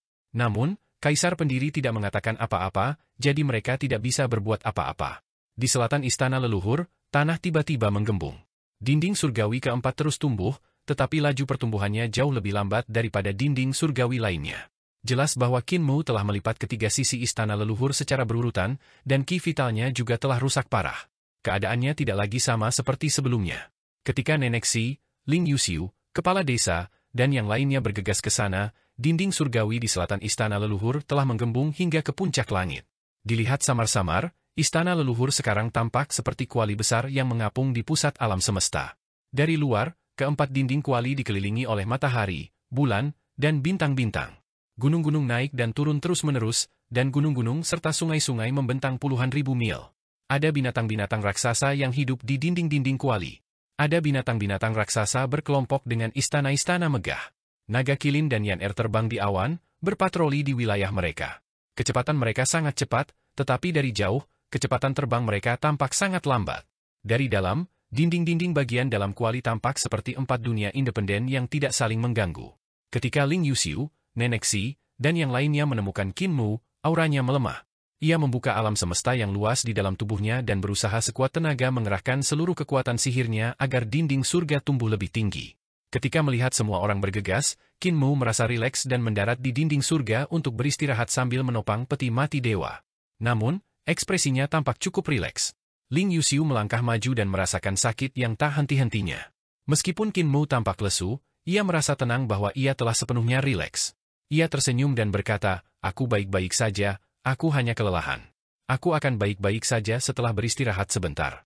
Tidak perlu mengkhawatirkanku. Kepala desa melihat sekeliling dan Istana Leluhur yang sekarang tampak seperti kuali besar. Geografi Istana Leluhur hampir sepenuhnya berubah, membuatnya merasa asing. Ia menahan rasa terkejut di hatinya dan mengingat masa lalu. Hatinya dipenuhi emosi. Ia tak pernah menyangka pemuda yang baru saja keluar dari desa Daksu ini akan tumbuh hingga tahap seperti ini. Segel Istana Leluhur masih perlu diperkuat. Segel yang ada saat ini tak mampu menghentikan eksistensi setingkat kepala Istana Miluo. Qin Mou menerima pil roh dari tabib dan mengangkat kepalanya untuk meminumnya. Namun, jika mereka ingin pergi, mereka harus menyentuh segel yang kutinggalkan. Segelku terhubung dengan semua tambang dewa, gunung dewa, dan tempat suci lainnya di istana leluhur. Dengan meminjam kekuatan langit dan bumi istana leluhur, aku akan mampu menghentikan mereka untuk sementara waktu. Si buta membuka mata dewanya dan melihat sekeliling. Ia melihat bahwa arah geografi istana leluhur telah berubah menjadi banyak formasi. Tindakan Qin Mou bisa dikatakan memobilisasi kekuatan langit dan bumi dari istana leluhur. Jika ada yang menyerang segel itu, mereka akan melawan kekuatan istana leluhur, dan serangan balik mereka pasti akan sangat mengerikan. Istana leluhur adalah asal mula semua langit dan semua dunia. Langit dan tanah suci yang tak terhitung jumlahnya semuanya berasal dari sana, dan bahkan kota Youdu adalah bagian darinya. Dan dunia asal terbentuk dari tanah istana leluhur. Ketika kekuatan langit dan bumi dari istana leluhur dimobilisasi, orang bisa membayangkan betapa mengerikan kekuatannya. Qin Mou berkata bahwa segel itu tidak cukup untuk menghentikan keberadaan tingkat Master Aula, tetapi di mata si buta, segel itu sudah sempurna. Muer, bagaimana kau menyegel langit? Si buta mengangkat kepalanya dan bertanya. Langit, aku akan menggunakan jurang besar lubang runtuhan untuk menyegelnya. Qin Mou memurnikan pil roh untuk memulihkan sebagian kekuatannya, tetapi itu masih jauh dari cukup untuk kembali ke kondisi puncaknya. Untungnya, aula kekacauannya terhubung dengan sungai kekacauan, sehingga ia dapat menggunakan jalur kembalinya reruntuhan untuk memurnikan ki kekacauan di sungai kekacauan agar kultivasinya dapat terus pulih. Aku merasakan bahwa permaisuri telah tiada, dan tidak ada lagi penguasa di reruntuhan pengembalian. Hanya tuan muda kedua yang tertindas di sana. Tak seorang pun di dunia ini yang bisa melampauku dalam hal pengembalian reruntuhan. Qin Mou tersenyum tipis, sekalipun permaisuri masih hidup, pencapaiannya dalam pengembalian reruntuhan tidak sebaik milikku, katanya acuh tak acuh. Jika aku memobilisasi lubang runtuhan, dia tidak akan mampu bersaing denganku. Aku akan memindahkan lubang runtuhan dan menggunakan kekuatan lubang runtuhan untuk menyegel langit istana leluhur dan menyegel kekosongan terakhir istana leluhur. Namun, sebelum itu terjadi, kaisar pendiri dan yang lainnya harus meninggalkan semua orang di istana leluhur. Kita tidak boleh membiarkan mereka lolos. Melarikan diri dari salah satu dari mereka akan menjadi ancaman besar bagi dunia luar. Matanya berkilat, ia berkata dengan suara berat, penguasa istana Milwo akan segera menyadari bahwa ini adalah kesempatan terakhir mereka untuk melarikan diri dari istana leluhur. Mereka harus meninggalkan istana leluhur sebelum aku menyegelnya sepenuhnya dan membawa persembahan darah ke berbagai dunia di surga. Karena itu, apa yang menanti kaisar pendiri pastilah pertempuran berdarah. Dia menatap tabib. Kaisar pendiri dan yang lainnya pasti terluka. Kakek tabib, pergilah ke ibu kota Giok istana leluhur dan bantu mereka sembuh. Tabib mengangguk dan segera bangkit untuk pergi. Kepala desa, jagal, dan yang lainnya segera berkata, tabib, kami juga akan pergi. Qin Mou ragu sejenak dan berkata dengan keras, kepala desa, nenek, sebelum aku menyegel langit istana leluhur, kalian semua harus meninggalkan istana leluhur dan jangan tinggal di sini. Tinggal di sini akan membawa bahaya besar. Kepala desa melambaikan tangannya. Jangan khawatir, kami pasti akan pergi. Qin Mou mengerutkan kening dan menatap Ling Yuxiu. Nyonya, Anda harus pergi sesegera mungkin. Ling Yuxiu bersandar di peti mati dewa dan duduk, ia tersenyum. Aku tidak akan pergi. Kupikir setelah menikah, akan ada dunia kecil untuk kita berdua. Aku tidak menyangka kita akan menghabiskan lebih sedikit waktu bersama dan lebih banyak waktu terpisah. Sekarang, jarang sekali kita bertemu. Aku akan tinggal di sini selama kau tetap di istana leluhur. Qin Mou menatapnya dan mengangguk setelah beberapa saat. Ia bersandar di peti mati Great Cheng dan duduk sambil tersenyum. Kita akan membangun dunia milik kita di sini dan melahirkan beberapa anak. Ini akan menjadi desa kita yang riang. Di bawah pohon dunia, terdapat banyak praktisi kuat dari zaman prasejarah yang menjaga tempat itu. Pak Tua Wuya telah bertarung melawan Tuan Muda ketiga, Tuan Muda keempat, dan Great Cheng, dan menderita luka parah. Ia terpaksa kembali ke pohon dunia untuk memulihkan diri. Oleh karena itu, ia mengumpulkan para praktisi kuat dari zaman prasejarah ini untuk melindungi keselamatannya. Pohon dunia awalnya menjulang tinggi, tetapi setelah pertempuran itu, hampir semua cabang dan daunnya layu. Pohon suci ini tidak terlihat seperti pemandangan spektakuler di masa lalu, dan tampak menyedihkan. Kehancuran Qin Mou yang menghancurkan istana leluhur juga telah membuat tempat ini resah, membuat para praktisi kuat di bawah pohon dunia kebingungan. Tiba-tiba, wajah Pak Tua Wuya muncul dari balik pohon, dan suaranya bergetar, Tuan Muda ketujuh Qin Mou punya niat jahat. Ia melipat istana leluhur dengan niat menyegelnya, menjebak kita dalam perangkap binatang buas, dan memaksa kita berperang dengan istana Milwo. Meskipun aku tidak takut pada istana Milwo, jika aku berperang dengan istana Milwo, aku pasti akan menderita banyak korban. Aku akan membelah dahan. Huang Tang, Cari beberapa ahli dan bawa dahanku ini keluar dari istana leluhur. Pilih tempat dengan feng shui terbaik untuk menanamnya. Pohon dunia bergetar dan sebuah cabang jatuh dan terbang ke tangan Huang Tang, salah satu dari 3 tetua feng shui. Huang Tang mengambil cabang itu dan berencana untuk membawa 2 tetua lainnya. Tetua Wuiha berkata, Li Shu dan Pavilion Yan Xiu harus tetap tinggal dan melindungi tempat ini. Ingat, segera tinggalkan istana leluhur dan cari tempat yang baik untuk menanam cabang itu. Pada saat itu, aku akan dapat merasakan cabang ini. Akarnya akan terhubung, dan Tuan Muda ke-7 tidak akan dapat menekan kita. Huang Tang tidak punya pilihan selain mencari ahli lainnya. Untungnya, ada banyak yang mulia surgawi di bawah pohon dunia, dan ia dengan cepat menemukan lebih dari 10 ahli top. Semua orang segera meninggalkan pohon dunia dan terbang ke langit. Pada saat yang sama, Kepala Aula Huan memasuki ibu kota Giok dan pergi ke Sungai Kekacauan untuk bertemu Tuan Muda ke-3 dan ke-4. Ia bercerita tentang pertempuran di istana leluhur. Ia berkata, Kaisar pendiri Qin Yi menerima bimbingan Tuan Muda ke-7 dan menjebak kami di ibu kota Giok. Tuan Muda ke-7 menyegel istana leluhur dan hendak mengubahnya menjadi sangkar, mencegah kami pergi. Tuan Muda ke-3 Ling Xiao tersenyum. Terus kenapa? Sekalipun dia bisa menyegelnya, masih ada kekosongan pamungkas, belum lagi dia tidak bisa menyegelnya. Begitu kau mencapai istana leluhur, kau akan mempercayakan kekosongan itu dan memulihkan kekuatan puncakmu. Semua tindakannya akan sia-sia. Kepala Balai Hihuan ragu sejenak dan berkata, Kaisar pendiri Qin Yi berkata bahwa Tuan Muda ke-7 dapat menyegel kekosongan pamungkas. Tuan Muda ke-3 Ling Xiao mengerutkan kening dan berjalan berkeliling, memikirkan cara untuk menyegel kekosongan pamungkas. Mungkin ada caranya, yaitu menggunakan jurang besar lubang runtuhan. Tuan Muda ke-3 Ling Xiao mendapat kilasan inspirasi dan berhenti berjalan. Jika dia menggunakan jurang besar lubang runtuhan untuk menghalangi langit di atas istana leluhur, apalagi kekosongan pamungkas, kekosongan lainnya tidak akan ada lagi. Seharusnya dia menggunakan metode ini. Dia sedikit mengernyit. Meskipun ia telah memikirkan metode yang mungkin digunakan Qin Mu, ia tidak yakin bagaimana cara menghadapinya. Di akhir zaman ke-16, Shang Jun tidak hanya membantai semua orang, tetapi juga terjadi hal lain yang tak tertandingi, yaitu pembantaian yang dilakukan oleh Tuan Muda kedua Wuji. Di akhir zaman ke-16, Tuan Muda kedua Wuji tiba-tiba menjadi gila dan menyerang semua praktisi Dao. Bahkan banyak praktisi Istana Miluo telah dibunuh olehnya. Karena situasi saat itu lebih kacau, banyak orang tidak tahu bahwa yang melakukannya adalah Tuan Muda kedua Istana Miluo, Wuji. Oleh karena itu, mereka menyalahkan Shang Jun. Untuk sesaat, bahkan ekspresi para praktisi Dao pun berubah ketika mendengar Shang Jun. Hanya penguasa Istana Miluo yang menyadari perubahan pada Tuan Muda kedua Wuji, sehingga ia menyerang dan menekan Wuji di lubang runtuhan. Kemudian, masalah ini perlahan menyebar, tetapi hanya beberapa penguasa muda Istana Miluo yang mengetahuinya. Ada banyak penguasa istana yang tidak mengetahuinya, dan bahkan lebih mustahil bagi orang-orang di luar Istana Miluo untuk mengetahui kebenaran masalah ini. Ling Xiao adalah salah satu dari mereka yang mengetahuinya. Ia bahkan menduga bahwa alasan mengapa penguasa Istana Miluo begitu putus asa dan hati daunnya mati terkait dengan tindakan Tuan Muda kedua, Wuji. Jika Tuan Tujuh memindahkan lubang runtuhan dan memblokir kekosongan tertinggi istana leluhur, maka bahkan jika para peraih Dao Istana Miluo memasuki zaman ke-17, mereka tetap tidak akan dapat memasuki kekosongan tertinggi. Jika mereka masuk ke sana, mereka akan dilahap oleh Wuji. Dia mengerutkan kening. Ini memang tindakan yang kejam.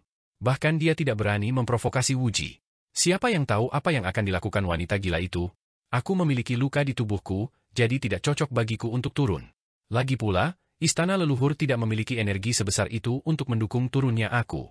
Tiba-tiba, dia mengendurkan alisnya dan berkata, Huan He, sebelum segelnya selesai, tinggalkan istana leluhur dan pergilah ke dunia luar untuk mendirikan altar pengorbanan darah. Karena Tuan Tujuh bersedia menyegel istana leluhur, maka biarkan dia menyegelnya. Kita akan memilih medan perang lain. Kepala Balai Hihuan setuju dan hendak pergi ketika Ling Xiao berpikir sejenak dan memanggilnya. Dia berkata, Kaisar pendiri Qin Yi dapat bertahan hidup karena dia memanfaatkan pertempuran Youdu untuk melakukan sesuatu. Betapa tidak tahu malunya dia ikut campur dalam pertempuran junior. Karena dia tidak berperasaan, maka jangan salahkan aku karena tidak benar. Aku akan memberimu 2 seni ilahi dan meminta Tuan Muda ke-4 memberimu senar sitar. Saat kau pergi, bawalah ketiga seni ilahi ini dan bunuhlah tanpa ampun. Kepala Aula Joyous Union Hall merasakan hawa dingin di hatinya dan menundukkan kepalanya tanda setuju. Tuan Muda ketiga memanggilnya ke depan dan menanamkan kemampuan ilahi. Tiba-tiba, ekspresinya berubah dan ia berkata dengan suara rendah, jika kau tidak meninggalkan istana leluhur tepat waktu untuk mengatur pengorbanan darah, tahukah kau apa yang harus kau lakukan? Kepala Aula dari Aula Persatuan Joyous menundukkan kepalanya dan berkata, Tuan Muda, tolong beri aku pencerahan. Tuan muda ketiga, Ling Xiao, menampakkan senyum kejam di wajahnya. Ia berkata, mintalah rekan Taois Hao untuk membawa senar sitar Tuan muda keempat ke pohon dunia dan hancurkan pengikut Pak Tua Wuya. Dengan energi pengorbanan darah itu, Tuan muda keempat dan aku bisa turun. Kepala aula dari Aula Persatuan Joyous bergidik. Adegan mengerikan dari senar sitar Tuan muda keempat yang menyapu pohon dunia muncul di benaknya. Meskipun ia telah melalui banyak pertempuran, ia tak dapat menahan rasa takut yang mendalam. Tuan muda ketiga, Ling Xiao, melambaikan tangannya dan berkata, kalau begitu, kita akan bertarung sampai mati dengan Pak Tua Wuya. Namun, situasinya sudah seperti itu, dan bukan lagi tanggung jawab kita. Cepat pergi dan temui Tuan muda keempat dan minta senar sitarnya. Selama kau bisa meninggalkan istana leluhur, kau tidak perlu sampai ke titik itu. Kepala Balai Hihuan setuju dan bergegas pergi menemui Tuan muda keempat, Zi Xiao. Tak lama kemudian, ia kembali ke ibu kota Giok dan menemui Kepala Balai Phoenix dan Kaisar Langit. Kaisar Langit Hao akan menyelesaikan tugasnya di kehampaan. Di langit Luo Agung, sebuah pohon dao yang terbentuk dari kekuatan mulai terbentuk. Senang rasanya memiliki satu orang lagi dengan kekuatan kultivasi dao. Kepala Balai Hihuan memberitahu mereka berdua tentang rencana Tuan muda ketiga dan berkata, jangan buang waktu. Ayo bertindak cepat.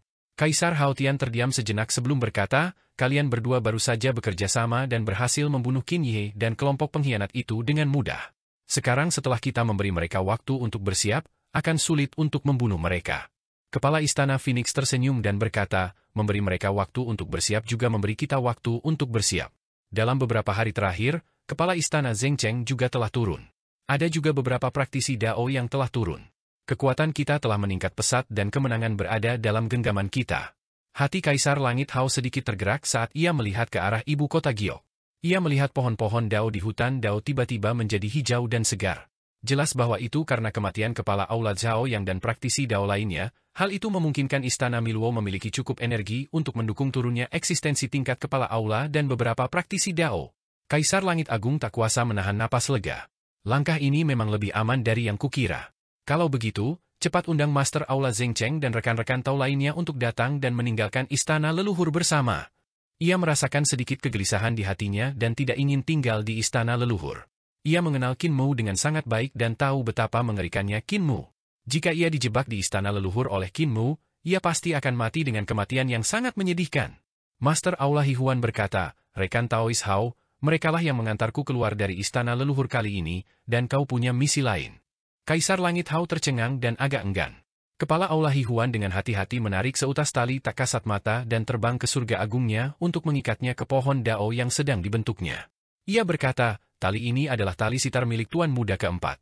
Rekan Daois Hao seharusnya sudah tidak asing lagi dengan tali ini dan tahu betapa kuatnya tali ini.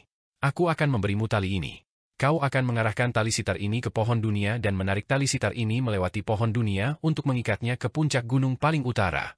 Keringat dingin mengucur di dahi Kaisar Surgawi Hao. Ia langsung merasa ada tali yang terhubung dengan masa lalu dan terikat pada pohon daonya. Suara Kaisar Surgawi Hao serak saat ia berkata, jika Pak Tua Wuya menemukanku, bukankah aku akan mati tanpa tempat pemakaman? Jangan khawatir. Luka Pak Tua Wuya sangat serius. Ia tidak jauh lebih baik daripada Tai Yi. Kepala Balai Hihuan berkata dengan acuh tak acuh, saya telah melihat Tuan muda ketiga dan Tuan muda keempat. Meskipun mereka juga terluka, luka mereka jauh lebih ringan. Jika Pak Tua Wuya menemukanmu, Tuan muda keempat juga bisa menyelamatkan hidupmu. Kaisar Surgawi Hao hendak mengatakan sesuatu ketika ia diingatkan oleh Kepala Istana Hihuan. Rekan Taois Hao, kau sudah terikat pada tali sitar. Kau tahu kekuatan tali sitar ini lebih dari siapapun. Kaisar Surgawi Hao terkejut dan tidak berani berkata apa-apa. Ia berkata, aku akan pergi. Semangat Kepala Istana Hihuan meningkat pesat dan matanya berbinar. Ia berkata, kalau begitu, kita akan berpencar menjadi dua kelompok. Kita akan bergegas keluar dari ibu kota Giok terlebih dahulu dan memancing Qin Ye dan yang lainnya. Rekan Taois Hao, segera pergi ke pohon dunia. Kepala Balai Zheng Cheng dan beberapa praktisi Tao lainnya dari Istana Miluo berjalan mendekat. Kepala Balai Huan dan Kepala Balai Phoenix segera melesat ke angkasa dan bergegas keluar dari ibu kota Giok, langsung menuju ke angkasa. Kepala Balai Zheng Cheng berdiri di tengah kota, tak bergerak. Tiba-tiba, Balai Zheng Cheng terbang dan semakin mengecil, mendarat di tangannya. Mata kepala balai ini bersinar terang saat ia memegang Balai Zheng Cheng dan mendongak. Sebuah kapal emas melesat di udara dan langsung menuju ke arah dua kepala aula, Hihuan dan Phoenix. Pada saat ini, kepala aula Zheng Cheng mengaktifkan aula harta karun dan bersinar terang saat berputar dan menyerbu menuju kapal emas. Pada saat yang sama, kepala aula membawa kelima praktisi Dao bersamanya saat mereka bangkit dari tanah dan menyerbu menuju kapal emas penyeberangan dunia. Ketika Kaisar Langit Hao melihat ini, ia segera meninggalkan ibu kota Giok dan berlari menuju pohon dunia. Ia terbang ke arah pohon dunia dan tanpa sengaja mengangkat kepalanya untuk melihat. Ia melihat bahwa 4 dinding surgawi besar istana leluhur telah sepenuhnya terbentuk, dan puncak dinding surgawi menjulang tinggi di atas langit. Di atas langit, kegelapan menyelimuti, dan tak ada bintang yang terlihat. Sudut mata Kaisar Langit yang luas tiba-tiba berkedut hebat, dan tubuhnya tak kuasa menahan gemetar. Ia hampir jatuh dari langit. Itu bukan langit berbintang yang gelap, melainkan lubang runtuhan. Jurang besar lubang hancur telah dipindahkan oleh Qin Mu. Itu seperti lubang hitam raksasa yang mengambang di langit di atas istana leluhur. Namun, yang aneh adalah jurang besar lubang hancur tidak mengeluarkan fluktuasi apapun. Ketakutan di wajah Kaisar Langit luas semakin sulit disembunyikan, dan ketakutan muncul di wajahnya. Itu adalah jebakan, menunggu kepala aula Hihuan dan yang lainnya jatuh ke dalamnya. Saat mereka bergegas keluar dari surga adalah saat mereka jatuh ke dalam lubang kehancuran. Alasan mengapa lubang hancur tidak mengeluarkan fluktuasi apapun adalah karena ada eksistensi yang mengolah jalan lubang hancur dan telah menjadi Tao, menghalangi pintu masuk jurang besar lubang hancur. Kaisar Hao Tian tahu siapa orang itu. Di atas langit, di pintu masuk jurang besar yang runtuh, Qin Mu duduk di bunga teratai. Kegelapan menyelimuti seluruh tubuhnya, menutupi seluruh jurang besar. Ia menatap dingin cahaya Dao yang menggemparkan dunia yang semakin mendekat. Di depan jurang besar lubang runtuhan, Qin Mu menyaksikan pemandangan ini dengan tenang. Lubang runtuhan berada tepat di belakangnya. Bagi orang-orang di bawah, lubang runtuhan berada terbalik di atas istana leluhur, sebuah dunia yang terbalik. Bagi Qin Mu dan Ling Yuxiu, istana leluhur adalah dunia yang terbalik. Tentu saja, di bawah penyembunyian Qin Mu yang disengaja, tak seorang pun dapat melihat lubang runtuhan, apalagi menyadari bahwa mereka sedang bergegas menuju lubang runtuhan. Di samping Qin Mu ada Ling Yuxiu, yang dengan penasaran mengamati singgasana teratai di bawah kursi Qin Mu. Menurut Qin Mu, singgasana teratai ini berada di ranah Dao tingkat 2 dan akan segera mencapai tingkat 3. Singgasana teratai terhubung dengan laut kekacauan, dan terdapat ki kekacauan yang terus memancar keluar, berubah menjadi ki vital kekacauan primordial di sekitar Qin Mu. Ki vital kekacauan primordial mengikuti napasnya, dan mengalami serangkaian perubahan seperti 5 Grandmaster, bertransformasi menjadi kultivasi Qin Mu. Ling Yuxiu mendecak lidahnya takjub. Ia tidak tahu banyak tentang jalur kembalinya reruntuhan, yang sangat misterius. Belum lagi hanya sedikit orang yang mencapainya, bahkan tidak banyak orang yang memiliki pencapaian luar biasa di jalur kembalinya reruntuhan. Meskipun Lan Yutian dan Su Shenghua telah menjelaskan jalur kembalinya reruntuhan dalam sistem ranah Dao Istana Leluhur, mereka belum mencapai ranah yang mendalam. Lan Yutian pernah berkata bahwa sistem ranah Dao Istana Leluhur dibangun di atas fondasi pohon dunia, dan jalur kembalinya reruntuhan bertentangan dengan pohon dunia, sehingga pencapaiannya dan Su Shenghua di jalur kembalinya reruntuhan tidaklah hebat. Bisa dikatakan bahwa Qin Mu adalah satu-satunya orang yang dapat memperhitungkan kekuatan keduanya. Para Master Aula dari Master Aula Penyeberangan Dunia, Hihuan, dan Phoenix semakin dekat untuk kembali ke reruntuhan. Musik sitar dari Yang Mulia Yue bergema di kapal, dan ruang angkasa menyebar, memungkinkan kapal emas membentuk ruang domain yang membawa kekosongan ekstrim. Kaisar Pendiri, Su Shenghua, dan yang lainnya berdiri di atas kapal. Cahaya pedang menyala, dan segala macam kemampuan ilahi dilepaskan. Mereka menyerang 2 Master Istana sambil bertahan melawan Master Istana Zheng Cheng dan yang lainnya. Domain kekosongan ekstrim milik Yang Mulia Yue sangat unik, memungkinkan orang-orang di kapal untuk menghadapi kemampuan ilahi dan senjata Dao dari segala arah kapan saja. Meskipun kapal emas penyeberangan dunia berada di tengah, ia tidak panik sedikit pun. Selain itu, dengan kecepatan kapal emas, itu lebih dari cukup untuk mengejar kedua Master Kuil. Namun, dengan Master Kuil Zheng Cheng dan yang lainnya yang menghalangi mereka, Kaisar Pendiri tidak punya pilihan selain mengalihkan perhatiannya untuk menghadapi Master Kuil Zheng Cheng dan praktisi Dao lainnya. Su Shenghua, Lan Yutian, dan yang lainnya akan berurusan dengan 2 penguasa kuil, jadi dia tidak bisa menahan 2 penguasa kuil. Ketiga faksi itu semakin dekat ke jurang maut yang dalam. Hati Master Kuil Huan dan Master Kuil Phoenix sedikit tergerak. Sepertinya kita terlalu meremehkan Kaisar Pendiri Qin Yihe. Kekuatannya tidak terlalu hebat. Dia hanya menggertak. Mungkin kita bisa memanfaatkan kesempatan ini untuk membunuh mereka terlebih dahulu. Saat kedua Master Kuil hendak berhenti dan menyerbu ke kapal emas, beberapa sosok tiba-tiba terbang dari bawah pohon dunia. Pemimpin mereka adalah Huang Tang, salah satu dari 3 tetua Feng Shui. Seperti kata pepatah, ketika musuh bertemu, mata mereka memerah. 2 dari 5 tetua Feng Shui tewas, hanya menyisakan 3 tetua. Huang Tang menjadi pemimpin 3 tetua. Melihat kedua Master Aula juga menyerbu ke langit, Huang Tang segera menyerbu. Adapun beberapa ahli prasejarah di bawah Huang Tang, mereka menyerang beberapa praktisi Dao di bawah pimpinan Aula Zhengcheng. Kedua belah pihak langsung terlibat dalam pertempuran sengit. Kepala Aula Zhengcheng bertekad menyeret kapal emas itu, jadi ia mengabaikan mereka. Tiba-tiba, ia mengaktifkan pohon Dao-nya. 1000 sinar cahaya warna-warni melilit kapal emas itu. Akar pohon Dao menembus kapal emas, menarik tubuhnya ke arah kapal. Sebelum ia mendarat di kapal emas itu tiba-tiba menjadi sangat besar. Orang bernama Lan Yutian itu mengarahkan akar pohon Dao-nya ke salah satu istana emas di kapal emas itu. Yang lainnya semua menggunakan kemampuan ilahi mereka menekan akar pohon Dao-nya. Kepala Aula Zhengcheng tercengang. Orang-orang ini sangat terampil. Sepertinya ini bukan pertama kalinya mereka melakukan ini. Ia sangat kuat, jadi ia sama sekali tidak takut. Sesaat kemudian, ia mendarat di kapal emas. Ia mengangkat tangannya, dan istana harta karun Zhengcheng jatuh ke tangannya, menyebabkan kapal emas itu sedikit tenggelam. Di sisi lain, Huang Tang memanfaatkan kesempatan itu untuk menyerang Hall Master Huan dan Hall Master Phoenix. Dari kejauhan, ia melepaskan kemampuan ilahinya dan menyerang kedua kepala istana itu bersama orang-orang di kapal emas itu. Orang tua ini tidak mengenal kematian. Kedua kepala aula sangat marah, tetapi mereka tidak punya pilihan selain menghadapinya dengan hati-hati. Meskipun kelima tetua Feng Shui tidak terkenal, mereka sangat tua dan telah berumur panjang. Kultivasi mereka tidak jauh lebih rendah daripada para kepala aula istana Miluo. Kepala Aula Hihuan dan Phoenix tidak punya waktu untuk mempercayakan Dao Agung mereka ke kehampaan karena mereka terburu-buru untuk turun. Mereka tidak memiliki keunggulan melawan Huang Tang dalam pertarungan 1 lawan 1. Bahkan jika mereka bisa menang, mereka mungkin akan terluka parah oleh serangan baliknya sebelum kematiannya. Aku akan menangkis Huang Tang. Sosok kepala Aula Phoenix berhenti sejenak saat ia menghadapi Huang Tang dan perahu emas yang terbang ke arahnya sendirian. Tanpa menoleh, ia berkata, "Rekan Taois Hihuan, segera tinggalkan istana leluhur." Kepala Aula Hihuan juga tahu bahwa ia memiliki tanggung jawab yang berat dan tidak boleh kalah. Tanpa ragu, ia segera melesat ke langit. Hall Master Phoenix mengaktifkan buah daunnya dan memanggil pohon daunnya. Ia berdiri di depan Hall of Phoenix dan dengan mudah menangkis kemampuan ilahi Su Shenghua, Lan Yutian, Yang Mulia Yue, dan yang lainnya. Namun, tatapannya tertuju pada Huang Tang. Huang Tang bergegas mendekat. Tiba-tiba, aura agungnya muncul. Pohon Dao itu menjulang dari tanah di aura agung, meningkatkan kekuatan kultivasinya hingga maksimal. Ketika aura agung bertabrakan dengan istana Phoenix, Hall Master Phoenix tak kuasa menahan napas lega. Huang Tang terlalu gegabah. Menggunakan aura agungnya untuk melawan istana Poinisku, dia benar-benar meremehkanku. Istana Phoenix-nya tiba-tiba terbakar.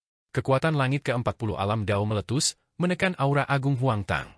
Pada saat ini, sebuah cabang pohon tiba-tiba menyambar dan menyambar tubuh Hall Master Phoenix bagaikan kilat, membuat wanita itu terpental dengan cambuk. Kulit kepala balai Phoenix terkoyak oleh cambukan itu, dan ia berputar seperti gasing. Ia tak bisa menstabilkan tubuhnya, bahkan roh primordialnya pun hampir terpental. Ia tak kuasa menahan diri untuk tidak terkejut dan geram. Pohon dunia. Itu harta karun pemberian Patua Wu Yiha. Ia langsung memikirkan inti permasalahannya. Agar tidak disegel di istana leluhur dan terperangkap dalam perangkap binatang buas, Patua Wu Yiha pasti akan mencoba memecahkan masalah ini. Pohon dunia dipenuhi dengan kedalaman dan merupakan zat alami yang tidak mudah diperoleh. Patua Wu Yiha menguasai semua tahu besar dari zaman kuno hingga sekarang, jadi cara paling langsung untuk memecahkan masalah ini adalah menanam klon pohon dunia di luar istana leluhur. Akar kedua pohon dunia terhubung, jadi tidak perlu khawatir disegel di istana leluhur oleh Qin Mu. Cabang ini pasti telah disempurnakan oleh Patua Wu Yiha berulang kali untuk menyatu dengan cabang tersebut. Mungkin cabang pohon itu mengandung 1/10 dari kekuatannya sendiri, itulah sebabnya ia memiliki kekuatan seperti itu. Saat ia memikirkan hal ini, ia melihat kepala Aula Hihuan mendarat di belakangnya. Ia benar-benar telah dicambuk melewati kepala Aula Hihuan. Kekuatan serangan ini terlalu besar, menyebabkan dia tidak dapat menghalangi Huang Tang sama sekali. Huang Tang menyerbu, dan kepala Aula Hihuan terkejut. Ia mendengar suara kepala Aula Phoenix, "Hati-hati dengan dahan pohon itu. Itu harta karun orang tua Wuya." Huang Tang telah mengaktifkan dahan pohon itu untuk menyerang. Tanpa berpikir panjang, kepala Aula Hihuan segera mengaktifkan kemampuan ilahi Tuan Muda ketiga Ling Xiao di tengah alisnya. Pada saat yang sama, kapal emas lintas dunia juga menyerbu. Di atas kapal, Kaisar Pendiri dan kepala Aula Zhengcheng bertarung langsung dan terlibat dalam pertempuran jarak dekat. Hanya dalam waktu singkat, keduanya menderita luka-luka, dan ada lebih dari 100 luka dengan berbagai ukuran di tubuh mereka. 5 peraih Dao dari Istana Miluo membunuh para ahli prasejarah yang dibawa oleh Huang Tang dan mendarat di kapal emas satu persatu. Su Shenghua, Lan Yutian, dan yang lainnya tidak peduli untuk menimbulkan masalah bagi kepala Istana Phoenix dan kepala Aula Huan. Mereka segera melangkah maju dan berdiri di belakang Kaisar Qin Ye, sang pendiri. Kepala istana Zheng Cheng mundur selangkah dan berdiri bersama kelima peraih Dao dari istana Miluo. Kedua belah pihak saling berhadapan, dan niat membunuh mereka pun membuncah. Kecepatan perahu emas itu sungguh mencengangkan. Perahu itu masih melaju lurus menuju kepala aula istana He Huan. Namun, pada saat ini, kemampuan ilahi Tuan Muda ketiga Ling Xiao meledak dan menghantam dahan pohon Pak Tua Wuya. Ketika kemampuan ilahi Tuan Muda ketiga Ling Xiao meledak, langit istana leluhur runtuh dengan suara keras. Seolah-olah dewa-dewa kuno yang tak terhitung jumlahnya telah muncul pada saat ini. Pada saat yang sama, mereka mengeksekusi Dao Agung Kekacauan Primordial. Di langit yang runtuh, bayangan ilusi istana pusaka Ling Xiao benar-benar muncul. Jika diperhatikan dengan saksama, rune yang membentuk istana pusaka Ling Xiao tampak seperti dewa. Rune-rune itu dibangun dari tubuh para dewa, persis seperti istana Pantheon. Jika diperhatikan dengan saksama, seseorang akan dapat melihat bahwa rune-rune itu bukanlah dewa sungguhan. Sebaliknya, mereka adalah dewa yang terbentuk dari rune kekacauan primordial. Sejak zaman kuno, sudah terlalu banyak ahli yang telah mengolah wilayah Ling Xiao. Budidaya pahit mereka telah menjadi satu merek demi satu istana Ling Xiao, muncul di istana Ling Xiao. Belum lagi betapa hebatnya kemampuan ilahi Tuan Muda ketiga, tingkat kultivasi ini saja sudah cukup untuk membuat Ling Xiao bangga selama 17 era alam semesta. Sulit menemukan lawan seperti dia. Dan di tangan Huang Tang, puluhan ribu kemampuan ilahi Dao Agung meletus dari cabang-cabang pohon dunia untuk menghadapi serangan Tuan Muda ketiga. Setiap Dao Agung sungguh luar biasa, bagaikan serangan seorang praktisi Dao Puncak. Kemampuan ilahi Pak Tua Wuya yang tersembunyi di dalam cabang-cabang pohon dunia memiliki variasi yang tak terhitung jumlahnya. Dalam hal kemampuan istimewa, kemampuan itu jelas tak ada duanya. Tidak ada cara lain untuk menemukan yang kedua. Kedua kemampuan ilahi yang mengerikan itu bertabrakan dan meledak, kekuatan mereka melonjak dan melahap segalanya. Pada saat ini, tak seorang pun peduli untuk membunuh musuh. Mereka tak punya pilihan selain menggunakan semua kemampuan ilahi mereka untuk melindungi diri. Menghadapi dampak mengerikan ini, kapal emas yang melintasi dunia juga menyala dengan cahaya warna-warni untuk melindungi dirinya sendiri. Fluktuasi dua kemampuan ilahi tertinggi menyerang, menyebabkan kapal emas bergetar hebat dan bergoyang tak stabil. Setelah sekian lama, gelombang kejut dari tabrakan kedua teknik tertinggi akhirnya mereda. Huang Tang memuntahkan seteguk darah, sementara Hallmaster Huan dan Hallmaster Phoenix terluka dan terengah-engah. Kapal emas yang melintasi dunia itu menstabilkan diri dan perlahan turun. Kedua teknik tertinggi itu menciptakan sepetak kekacauan primal, dan ki kekacauan primal melayang kemana-mana. Ketika kapal emas itu jatuh ke dalam ki kekacauan primal, tiba-tiba berhenti sejenak sebelum benar-benar melayang. Sekelilingnya cerah, dan bukan lagi langit berbintang yang gelap. Ki kekacauan primal yang luas dan tak terbatas menyapu bolak-balik. Kedua Hallmaster itu turun, dan aura mereka menekan ki kekacauan primal hingga menyebar ke segala arah. Tiba-tiba, ekspresi mereka berubah drastis, tempat ki kekacauan primal menyebar adalah lautan kekacauan primal yang luas. Huang Tang dengan paksa mengaktifkan cabang pohon dunia. Tepat saat ia hendak membunuh mereka berdua, ekspresinya tak dapat dielakkan. Dia memandang sekelilingnya dan melihat daun-daun teratai besar mengapung di permukaan lautan kekacauan purba yang luas ini. Akar-akarnya yang dipenuhi duri tajam menembus langit bagaikan tangkai bunga teratai. Namun, akarnya yang luar biasa tebal membuat orang-orang memujanya. Di lautan yang kacau, sebuah aula kekacauan mengapung sementara sekuntum bunga teratai bagaikan panggung, menopang aula kekacauan. Di depan aula, Qin Mu dan Ling Yuxiu duduk di sana. Hati Hallmaster Huan dan Hallmaster Phoenix perlahan mencelos. Ini adalah lubang runtuhan. Kapan mereka memasuki lubang runtuhan? Bahkan mereka tidak menyadarinya. Secara logika, fluktuasi lubang runtuhan itu sangat aneh, dan bahkan merupakan tempat yang berbahaya bagi para praktisi Dao. Jangankan memasuki lubang runtuhan, bahkan jika mereka melewatinya, mereka akan segera menyadarinya. Namun, kali ini, ketika mereka memasuki bagian terdalam lubang runtuhan dan melihat lautan kekacauan, mereka menyadari bahwa mereka telah jatuh ke dalam lubang runtuhan. Di istana leluhur, Kaisar Langit Hao mengangkat kepalanya dan mendongak. Ketika ia melihat sosok para Master Aula, Huang Tang, dan yang lainnya tiba-tiba menghilang, ia tak kuasa menahan rasa dingin di hatinya. Para Master Aula ini sudah tamat. Ia menyeka keringat dingin di dahinya dan terus berjalan menuju pohon dunia. Di depan aula kekacauan di Laut Kekacauan Sinhol, Qin Mu berdiri. Saat Qin Mu bangkit, permukaan laut kekacauan langsung terdistorsi. Sebuah roda kekacauan raksasa terbentuk di belakangnya dan menyapu kekacauan di laut. Roda kekacauan yang berputar menyapu kapal emas yang melintasi dunia, dan kapal emas raksasa itu bergerak horizontal di permukaan laut kekacauan. Kapal emas itu berderit dan jatuh ke dalam roda kekacauan. Air laut kekacauan primal naik turun, lalu terangkat oleh kapal raksasa yang berputar. Pemandangan itu sungguh luar biasa dan mengejutkan. Tiba-tiba, pohon dao semua orang mulai terbakar hebat. 3 penguasa istana, He Huan, Zheng Cheng, dan Phoenix terkejut dan masing-masing memadamkan api. 5 praktisi dao dari istana Miluo juga buru-buru mengaktifkan kemampuan ilahi mereka untuk memadamkan api di pohon dao. Namun, mereka tidak menyangka bahwa api itu akan tersulut oleh angin panas di lubang pembuangan. Tidak ada cara untuk memadamkannya.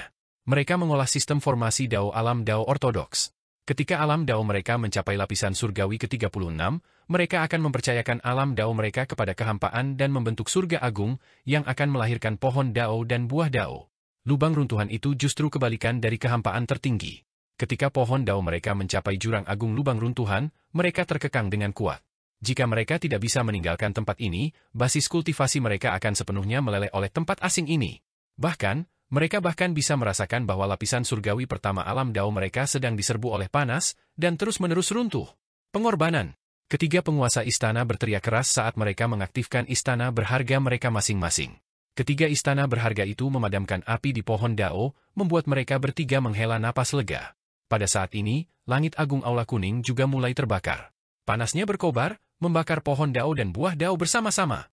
Huang Tangmerong marah dan mengaktifkan cabang pohon dunia. Cabang pohon dunia disempurnakan oleh Pak Tua Wuya, dan langsung menembus roda kekacauan dan mengguncang lautan kekacauan. Pohon itu berakar dan tumbuh di permukaan laut, dengan cepat berubah menjadi pohon dunia yang lebih kecil, menopang kepingan-kepingan ruang hampa untuk menahan kekuatan tertinggi. Api di langit agungnya dan buah dao pohon dao langsung padam. Hanya langit agung dan pohon dao milik Kaisar Pendiri Qin Yi yang tidak terbakar oleh panas dan tidak terpengaruh sedikitpun. Semua orang mengangkat kepala dan melihat wajah Qin Mu dan Ling Yuxiu. Ekspresi mereka berubah drastis, tetapi Kaisar Pendiri dan yang lainnya menunjukkan ekspresi gembira. Tuan Muda ke-7, kapal emas itu telah direbut oleh roda kekacauan dan terdampar di dalamnya. Selain Kaisar Qin Yi, Yue, Lan Yutian, dan yang lainnya, ada juga 6 praktisi dao seperti Master Aula Zheng Cheng. Ketika Master Aula Zheng Cheng melihat wajah Qin Mu dengan jelas, ia merasakan hawa dingin di hatinya. Ia segera membawa 5 orang lainnya kembali dan melompat keluar dari kapal emas untuk melarikan diri dari roda kekacauan itu. Tiba-tiba, ia teringat bahwa pohon daunnya masih ada di kapal.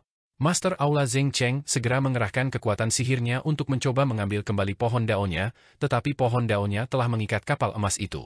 Lan Yutian, Su Shenghua, dan yang lainnya telah menekan akar pohon dao di Istana Emas, dan mustahil untuk mengambilnya kembali dalam waktu singkat.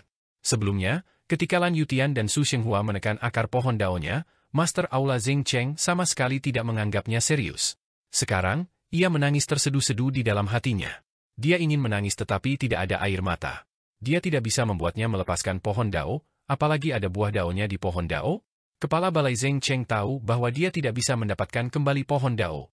Dia segera mengambil keputusan dan buah dao berhamburan keluar dari pohon satu demi satu. Karena dia tidak bisa mendapatkan kembali pohon dao, dia akan mengambil buah dao terlebih dahulu. Setidaknya itu akan menyelamatkan sebagian dari kultivasinya. Tepat saat buah daunnya jatuh dari pohon, cahaya pedang Kaisar Pendiri melesat dan menembus buah dao satu demi satu. Pada saat itu, Qin Mu akhirnya berdiri tegak.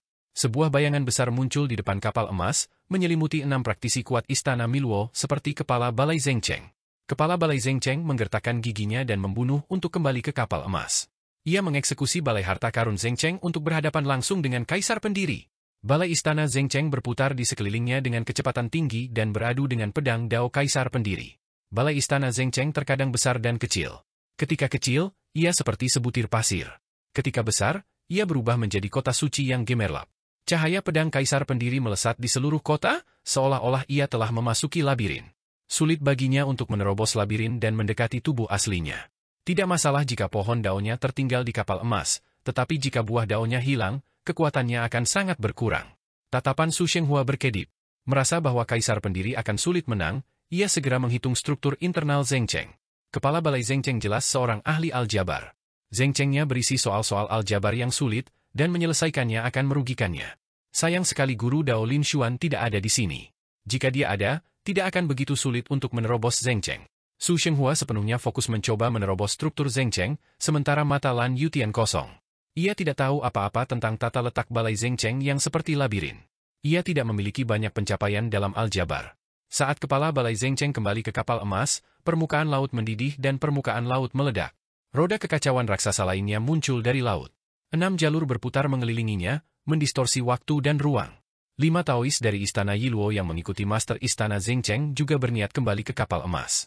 Salah satu dari mereka sedikit ceroboh dan melewati roda kekacauan raksasa. Ia langsung menghilang tanpa jejak. 4 Taois lainnya dari Istana Miluo terkejut dan saling berpandangan. 2 lainnya melewati roda kekacauan primal yang sedang naik daun untuk mencari rekan Taois mereka, sementara 2 lainnya bergegas ke kapal emas. Mereka membantu Master Istana Zhengcheng melawan Kaisar Qin Ye yang sedang mendirikan negara. Saat mereka berdua bergegas ke roda kekacauan primal, mata mereka tiba-tiba berbinar. Ketika mata mereka beradaptasi dengan cahaya, mereka terkejut menemukan bahwa tubuh fisik mereka telah berubah menjadi 2 naga betina. Dan tubuh asli mereka telah menghilang. Tak hanya itu, roh primordial mereka juga telah berubah menjadi roh primordial para naga. Jangan panik. Salah satu praktisi Dao Istana Miluo membuka mulutnya, tetapi mengeluarkan suara mendesing dan buru-buru berkomunikasi dalam bahasa Dao. Ia berteriak, "Inilah Dao reinkarnasi yang paling dikuasai oleh Tuan Muda Ketujuh.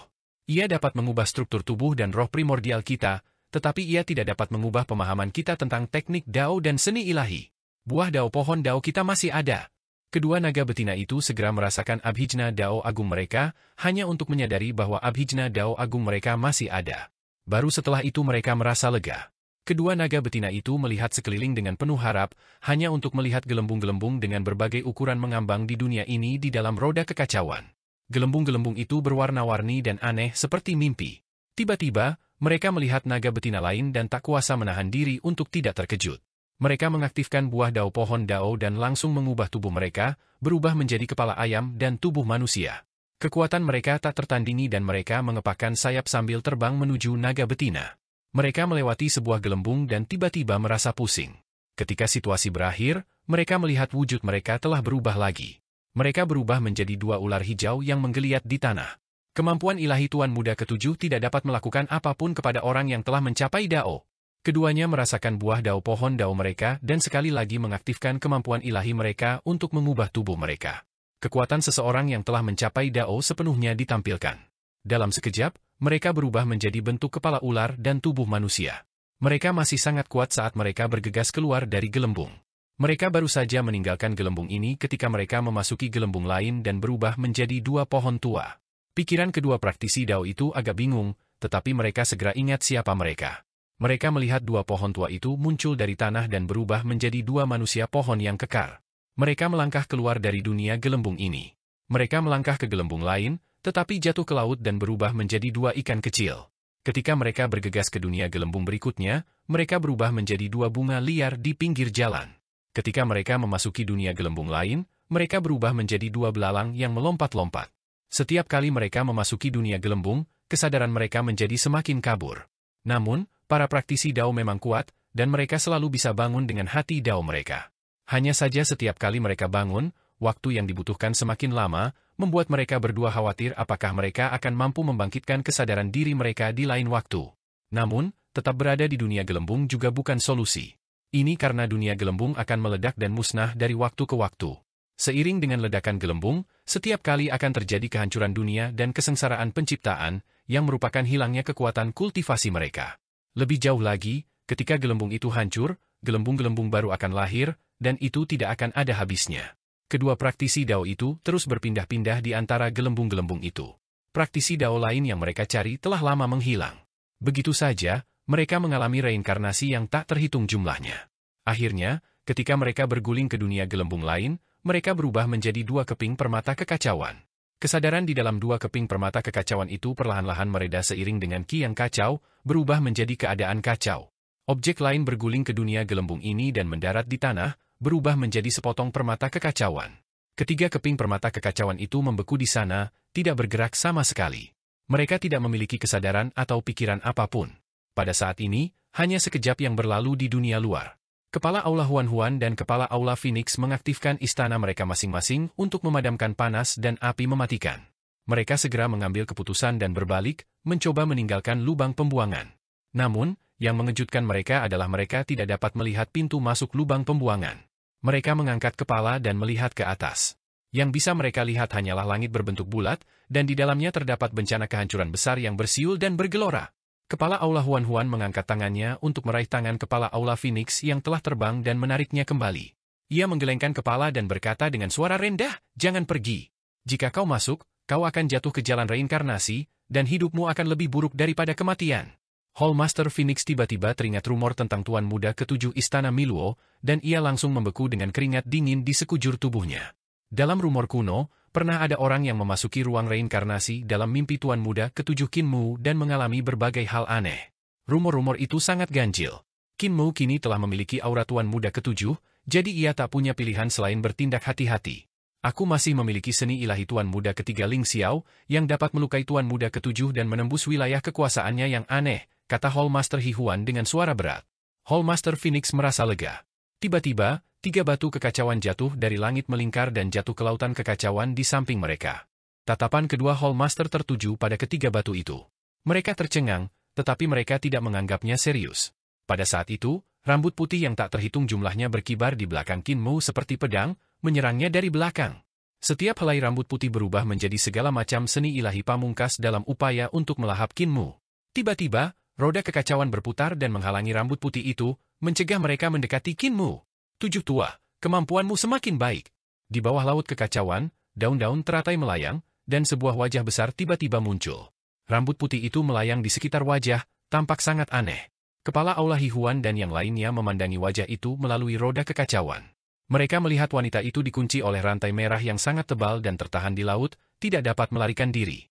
Tuan Muda Kedua Wuji, Hihuan, Phoenix, dan yang lainnya tercengang, dan mereka bergegas menyapanya. Hihuan, Phoenix, Zeng Cheng, salam, Tuan Muda Kedua. Rambut putih yang menyerang Qin Mu adalah rambut putih Tuan Muda Kedua yang telah ditindas di laut kekacauan. Karena telah melakukan dosa besar, ia ditindas di laut kekacauan oleh Tuan Istana Miluo. Tali merah berubah menjadi 5 rantai yang menjebaknya di dasar laut. Ketika ia melihat Kinmu datang, ia sangat senang melihatnya, jadi ia ingin membunuhnya. Namun, ia ditindas oleh Tuan Istana Miluo. Saat ia bergerak, ia akan terikat oleh simpul merah, tidak dapat menggerakkan Kinmu sama sekali. Wajah Tuan Muda Kedua Wuji berenang di bawah permukaan laut, bergerak dari timur ke barat, dari depan ke belakang. Ia mengamati semua orang dan tiba-tiba terkekeh. 3 kepala aula Istana Miluo telah datang sekaligus. Si tua 7, bisakah kau menghadapi mereka? Dia tak kuasa menahan tawa. Kau memilih untuk berkomplot melawan mereka di sini. Apa kau tidak terlalu meremehkanku? Jika aku bergandengan tangan dengan para master aula ini, apa kau pikir kau punya peluang untuk menang? Kakak kedua, kau tak bisa berbuat apa-apa padaku kalau kau belum kabur. Kinmu berbalik, dan lautan kekacauan meraung dan bergolak di bawah kiri dan kanan roda kekacauan 6 jalur. Ombak melonjak ke langit, mengguncang istana berharga milik 2 kepala aula dan pohon dunia kecil aula kuning, menyebabkan tubuh semua orang bergoyang. Mustahil bagimu untuk melakukan apapun padaku bahkan jika kau bergandengan tangan dengan mereka, kata Tuan Muda Kedua Wuji sambil tersenyum. Aku punya banyak cara untuk membuatmu tunduk. Tuan Muda Kedua Wuji sangat marah dan mencibir. Si tua 7, kau semakin berani. Qin Mu menjentikan jarinya, dan kekuatan 5 tali merah yang telah menekan Tuan Muda Kedua meledak. Tuan Muda Kedua Wuji mendengus dan dikirim ke dasar laut kekacauan. Bicaralah dengan kasar, saudari kedua, kau belum memiliki kualifikasi. Kinmu berbalik dan berkata dengan acuh tak acuh, kecuali guru melepaskan simpul tali merahmu, lebih baik kau patuh di depan adik kecil ini. Semuanya. Suaranya tiba-tiba meledak di langit di atas laut kekacauan, menyebabkan gelombang di permukaan laut bergolak. Semuanya, hanya ada satu cara bagi kalian semua untuk bertahan hidup. Qin Mu mengangkat jari dan menyapukan pandangannya ke wajah Hihuan, Huang Huang, Huang Tang, dan yang lainnya, jalan ini untukku agar kalian semua kembali ke masa lalu, katanya sambil tersenyum. Namun, sebelum itu, aku ingin kalian semua menyerahkan formasi pengorbanan darah yang kalian ketahui. Aku akan memasangnya dan mengirim kalian semua kembali ke masa lalu. Setelah kalian semua kembali, energi yang kalian korbankan akan kembali ke zaman ke-17 dan kembali ke pemilik aslinya. Bagaimana menurut kalian semua? Bermimpilah. Kepala Balai Phoenix mengangkat kepalanya untuk menatapnya, ia berteriak dengan niat membunuh. Tuan Muda Ketujuh, kau adalah Tuan Muda Istana Miluo, jadi mengapa kau mencoba membantu orang lain? Tidak apa-apa jika kau tidak membantu Istana Miluo, tetapi kau sebenarnya sedang bergerak melawan Istana Miluo. Jika guru tahu, Kinmu menunjuk dengan jari Hongmengnya, dan Hallmaster Phoenix tercengang. Ia hendak bertahan ketika melihat jari Kinmu menusuk ke arah kapal emas lintas dunia di belakangnya. Di kapal emas lintas dunia, Hallmaster Zeng Cheng memimpin 2 praktisi Dao dari Istana Miluo untuk bertarung melawan Kaisar Pendiri dan yang lainnya. Tiba-tiba, ia merasakan bahaya mendekat, dan ia buru-buru mengubah tubuhnya, mengubah aula Zeng Cheng menjadi kota dewa. Saat ia bergeser, ia jatuh ke kota dewa untuk menghindar. Aula harta karun Zheng Cheng sangat cerdik, dan struktur di dalamnya sangat rumit. Diperkirakan serangan Qin Mu tidak akan mampu melukainya. Ia menghindar ke arah Zheng Cheng, dan salah satu praktisi Dao yang bertarung bersama kaisar pendiri langsung terkejut. Ia tertusuk tepat di jantung alisnya oleh jari Hong Meng. Jari itu sungguh luar biasa kuat. Saat ki vital Hong Meng melewati jantung alisnya, ia berubah menjadi ki vital perubahan besar, yang kemudian berubah menjadi ki primordial. 5 tingkatan tertinggi berubah, dan ketika berubah menjadi ki vital Tai Chi, kekuatan jari ini berasal dari glabellanya. Ketika jari kekacauan primordial melewati bagian belakang kepalanya, ukurannya hanya sebesar jari, tetapi ketika melewati dahinya, ukurannya sudah sebesar mangkuk. Ki Yuan Tai Chi berputar, dan Ki Yin dan yang langsung berevolusi menjadi tau bawaan yang tak terhitung jumlahnya. Dengan bunyi dentuman lonceng, tau bawaan meledak dari glabellanya, membentuk lonceng kosmik yang mengembang pesat dan mekar ke depan. Meskipun ketujuh Tuan Muda Istana Miluo semuanya telah menerima ajaran dari Tuan Istana Miluo dan mengolah ki vital kekacauan primordial dan rune kekacauan primordial, meskipun mereka adalah seni ilahi yang sama, hal-hal yang mereka pahami berbeda. Sebagian besar Tuan Muda Istana Miluo lainnya juga telah mengolah satu jari kekacauan primordial, tetapi ketika kekuatan satu jari kekacauan primordial Qin Mu meletus, ia akan membentuk domain Dao berbentuk lonceng dengan pola Dao yang akan berevolusi menjadi bentuk kelahiran alam semesta. Kekuatannya luar biasa. Ini adalah hasil dari tekniknya dan juga hasil dari Dao Agung yang ia kembangkan. Qin Mu menarik jarinya, tatapannya tertuju pada Hall Master Phoenix. Aku sudah lama merasakan kemampuan Hall Master Phoenix. Ketika aku melompat keluar dari jebakan kota Giok, Hall Master Phoenix dan Hall Master lainnya mengepungku. Beraninya kalian mengepung Tuan Muda Istana Miluo dan sekarang kalian ingin mengatakan bahwa kalian mencoba membelakangiku? Sungguh lelucon. Di kapal emas penyeberangan dunia, praktisi Dao Istana Miluo yang telah terkena jari Qin Mu juga bertindak sangat tegas. Ia segera memenggal kepalanya sendiri dalam upaya untuk bereinkarnasi agar ia bisa menumbuhkan kepala lainnya. Namun, yang paling mengejutkannya adalah ketika kepala barunya tumbuh, masih ada luka Dao akibat jari Qin Mu di belakang dahinya. Ia bisa merasakan bahwa kemanapun kekuatan jari Qin Mu lewat, Dao Agung yang telah ia kembangkan akan hancur, membentuk bekas yang tak terhapuskan. Tidak hanya itu, luka-luka Dao masih mengincar tubuh jasmani dan roh primordialnya, menyebabkan kultivasinya semakin menurun. Terlebih lagi, seiring berjalannya waktu, luka Dao-nya menunjukkan tanda-tanda memburuk. Buah Dao-nya terbang dan hendak mendarat di dahinya untuk meredakan luka-lukanya ketika tiba-tiba buah itu terbelah menjadi ratusan keping. Yan Mulia Yue melihat keuntungan ini dan segera mengiris buah Dao-nya. Lan Yutian terbang dan dalam beberapa lompatan, ia melemparkan formasi Dao itu ke laut kekacauan dan mati secara tidak wajar. Tuan Muda Ketujuh, kau tidak bisa menahan kami. Kepala Balai Hihuan melihat situasi itu dan berteriak, kau melawan arus dan melukai sesama muridmu. Setelah kami meninggalkan tempat ini, kami pasti akan memberitahu para Tuan Muda Istana Miluo untuk menyingkirkan bahaya bagi Istana Miluo.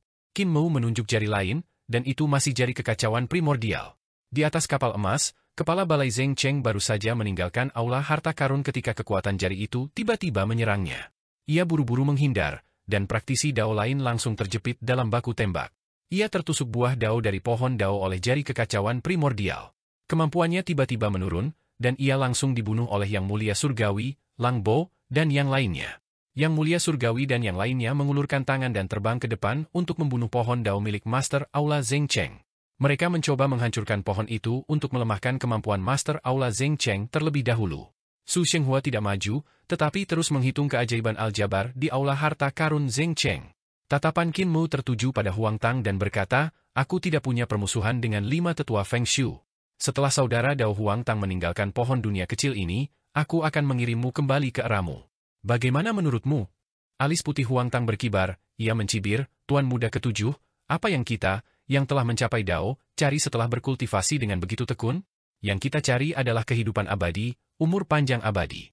Langit dan bumi akan musnah, tetapi aku tidak akan musnah, alam semesta akan runtuh, tetapi aku tidak akan runtuh. Kau mengirimku kembali ke zamanku, bukankah itu berarti kau ingin aku mati? Lagi pula, dengan adanya pohon dunia di sekitarku, aku tidak punya pilihan. Qin Mu tersenyum tipis dan tatapannya tertuju pada pohon dunia kecil. Pak Tua Wuiha juga tidak akan bisa mencapai jurang maut yang besar. Belum tentu. Suara Pak Tua Wuhaya terdengar dari pohon dunia kecil, ia mencibir. Saudara ketujuh Istana Miluo, kau terlalu sombong. Saudara ketiga Istana Miro telah menyembunyikan seni ilahinya di dalam alis gadis itu hanya untuk mengincarmu. Kau mungkin tidak akan bisa lolos dari malapetaka ini.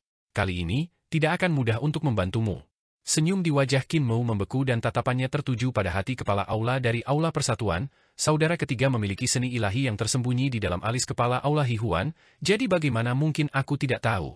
Ada dua seni ilahi di dalam alisnya, dan salah satunya telah digunakan saat dia bertarung denganmu. Sungguh menakjubkan.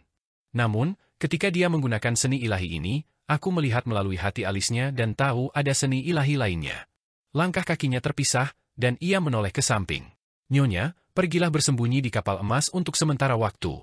Ling Yuxiu merapikan pakaiannya dan berkata, hati-hati. Jika kau tidak bisa menang, jangan mencoba menjadi kuat. Qin Mo mengangguk dan tersenyum. Aku akan mengurusnya. Ling Yuxiu terbang keluar dari aula kekacauan dan mendarat di kapal emas. Qin Mo tiba-tiba berteriak pelan, dan aula kekacauan bergemuruh.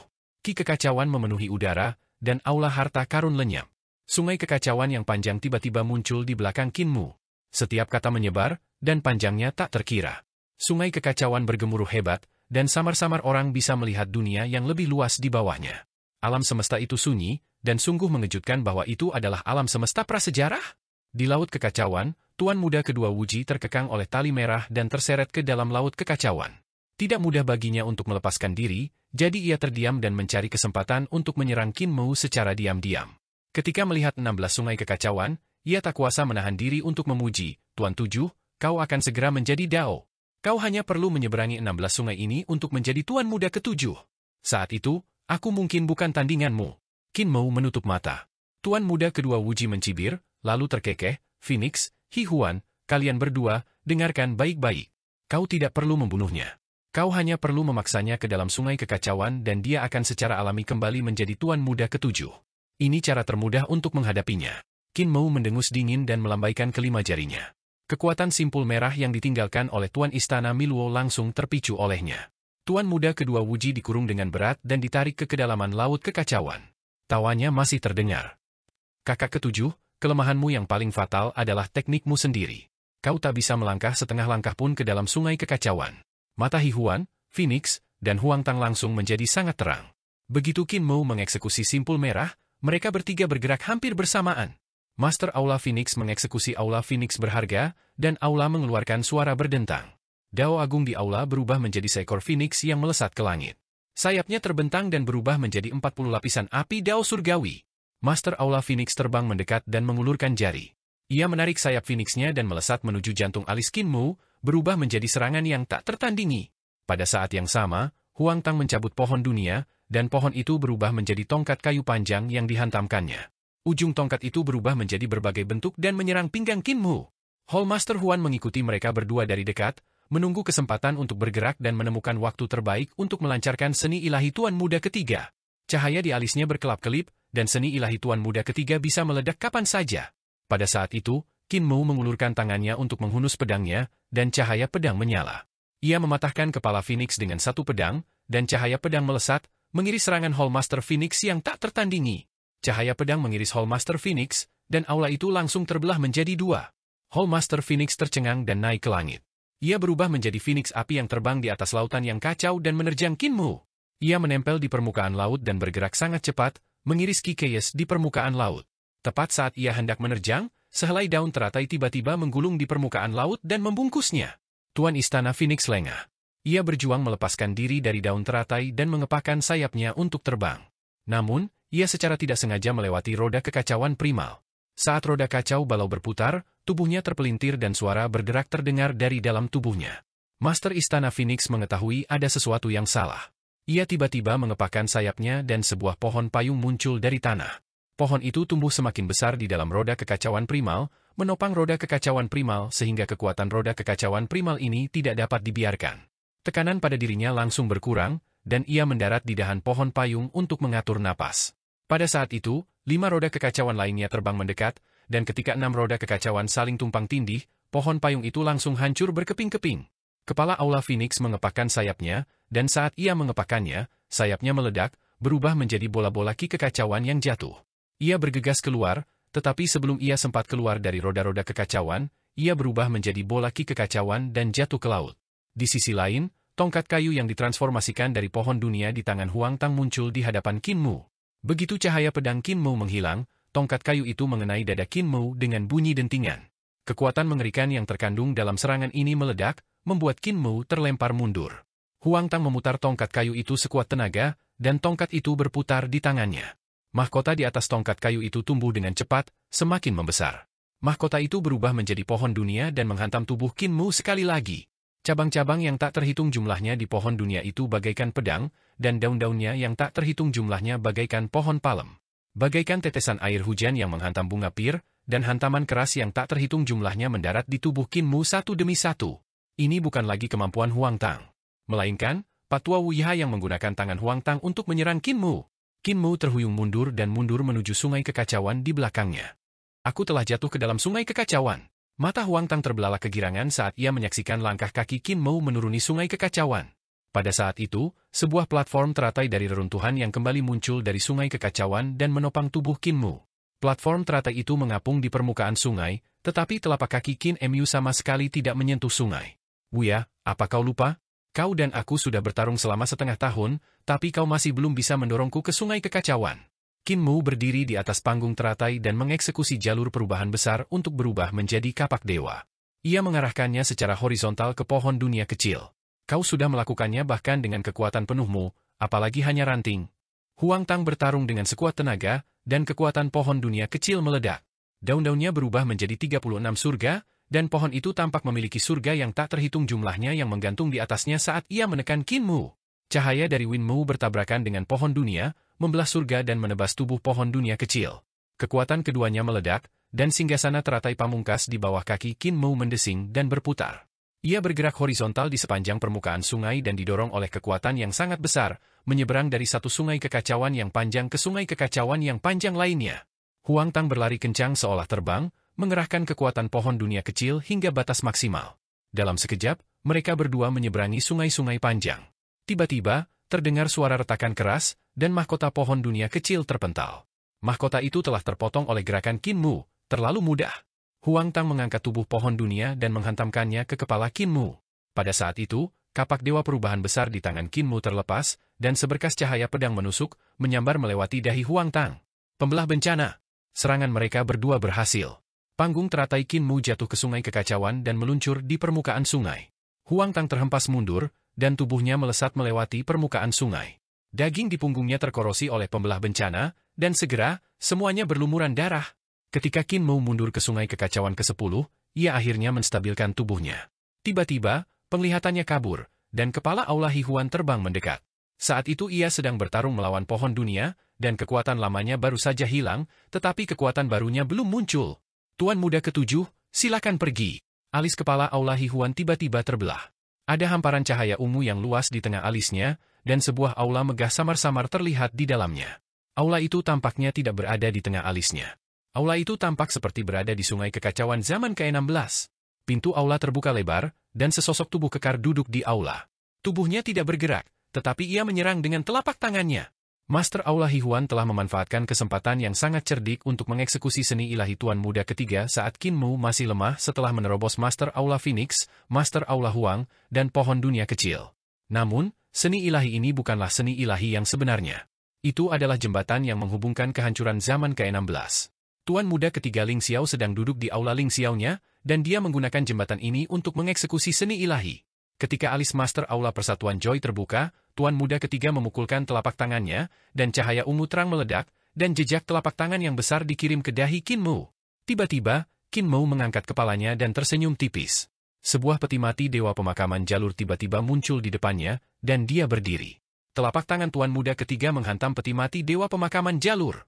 Kakak ketiga, aku sudah lama menunggumu.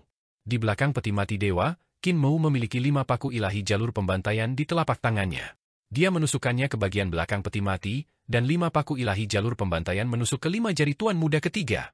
Tidak ada lagi jejak perubahan besar pada peti mati dewa, jadi seharusnya peti mati itu telah dipindahkan oleh Qin Mu. Serangan Tuan Muda ketiga memang tirani, tetapi peti mati dewa jalur pemakaman ini juga bukan barang biasa. Peti mati ini telah disempurnakan secara pribadi oleh Agung tertinggi Tuan Muda Agung untuk menekan perubahan besar. Kekuatan Tuan Muda Agung terlalu kuat, jadi dia telah bersusah payah untuk menyempurnakan peti mati dewa ini hingga perubahan besar pun tak terhindarkan. Itu adalah peti mati dewa nomor 1 di dunia. 5 kuku dewa jalur pembantaian menusuk telapak tangan Tuan Muda ketiga dan memakukan jari-jarinya. Kekuatan telapak tangannya langsung ditekan, tetapi kekuatan serangan ini sangat besar. Masih ada sebagian kekuatan yang melewati peti mati dan menghantam tubuh Kinmu. Kinmu memuntahkan darah, dan dengan tangannya yang lain, dia memegang paku Dewa Jalur Pembantaian dan memakukannya ke dalam peti mati satu demi satu, menusukkannya ke pergelangan tangan dan lengan Tuan Muda ketiga. Kau pernah ingin memasukkanku ke dalam peti mati, jadi biarkan aku memasukkanmu dulu. Di sisi lain, Huang Tang terlempar keluar dari sungai panjang akibat serangan Kinmu. Ketika ia muncul ke permukaan laut, ia menusukkan tubuh pohon itu ke dalam laut kekacauan. Ia meluncur di sepanjang permukaan laut dan menciptakan dua gelombang besar yang dahsyat, memisahkan kedua sisi. Tiba-tiba, pohon dunia kecil menabrak daun teratai dan mengangkatnya, akhirnya meredam kekuatan serangan Kinmu. Kaki Huang Tang berhenti dan ia mendarat di atas daun teratai. Garis darah tiba-tiba muncul di tengah alisnya dan ia mengerang teredam. Tubuhnya gemetar tak henti-hentinya saat ia menopang dirinya dengan tubuh pohon dunia kecil. Ia mengerahkan kekuatan sihirnya untuk menekan kerusakan yang disebabkan oleh serangan Kinmu. Namun, tak masalah jika ia tidak mengerahkan kekuatan sihirnya. Dengan kekuatan sihir ini, pedang yang telah ditusukkan Kinmu di tengah alisnya tampak telah menerima nutrisi dan kekuatan jalur pedangnya meningkat pesat. Huang Tang berteriak, dan pohon dao di belakangnya menggembung. Langit agung yang menaungi muncul, dan buah dao bersinar terang. Dengan satu putaran, lapisan langit pun muncul. Buah daonya berputar 36 kali berturut-turut, dan 36 lapisan surga muncul, meningkatkan kekuatan sihirnya hingga ke titik ekstrim. Tiba-tiba, wajahnya semakin merah. Pedang pembelah bencana Kinmu dipupuk secara ekstrim oleh kekuatan sihirnya, dan ki pedang di belakangnya menyapu langit, menghancurkan 36 lapisan langit secara berurutan. Cahaya pedang juga melesat ke segala arah di langit agung yang menjulang tinggi seperti naga dan ular yang melata. Tak lama kemudian, langit agungnya yang menjulang tinggi hancur. Cahaya pedang melesat keluar dari buah daonya. Itu adalah jalur pedang-pedang pembelah bencana yang telah menyerbu dao agungnya dan menghancurkan daonya. Cahaya pedang semakin membesar, dan dalam sekejap, menyebar ke segala arah. Tiba-tiba, cahaya pedang mendarat di pohon daonya. Ini buruk. Hatinya perlahan mencelos. Jalur pedang yang terkandung dalam pedang pembelah bencana Kinmu berbeda dari yang lain. Jika dia tidak mengerahkan kekuatan sihirnya untuk menekannya, masih ada kemungkinan untuk menyempurnakan pedang ini. Namun, jika dia mengerahkan kekuatan sihirnya, kekuatan pedang ini akan meningkat ke tingkat yang melampaui apa yang bisa dia tahan. Senior Wuya, jagalah adik laki-laki dan perempuan angkatku. Huang Tang tahu bahwa dia tidak akan bisa melarikan diri, dan hatinya dipenuhi kesedihan dan kemarahan. Dia berteriak keras dan menendang dengan keras, membuat tubuh pohon dunia kecil melayang di udara. Dia merong marah dan mendorong tubuh pohon itu dengan tangan kanannya saat dia menginjak lautan yang kacau dan bergegas maju. Hong, hong, hong, langkah kakinya mendarat dan meledak di permukaan laut, menimbulkan kekacauan. Huang Tang berlari kencang dan tidak lagi menekan kekuatan pedang Kinmu. Sebaliknya, dia meningkatkan kultivasinya hingga ke titik ekstrim dan mendorong pohon dunia ke sungai kekacauan, langsung menyerbu ke arah Kinmu. Di belakangnya, langit agung yang menyelimuti runtuh dan cahaya pedang berhamburan dari pohon dao.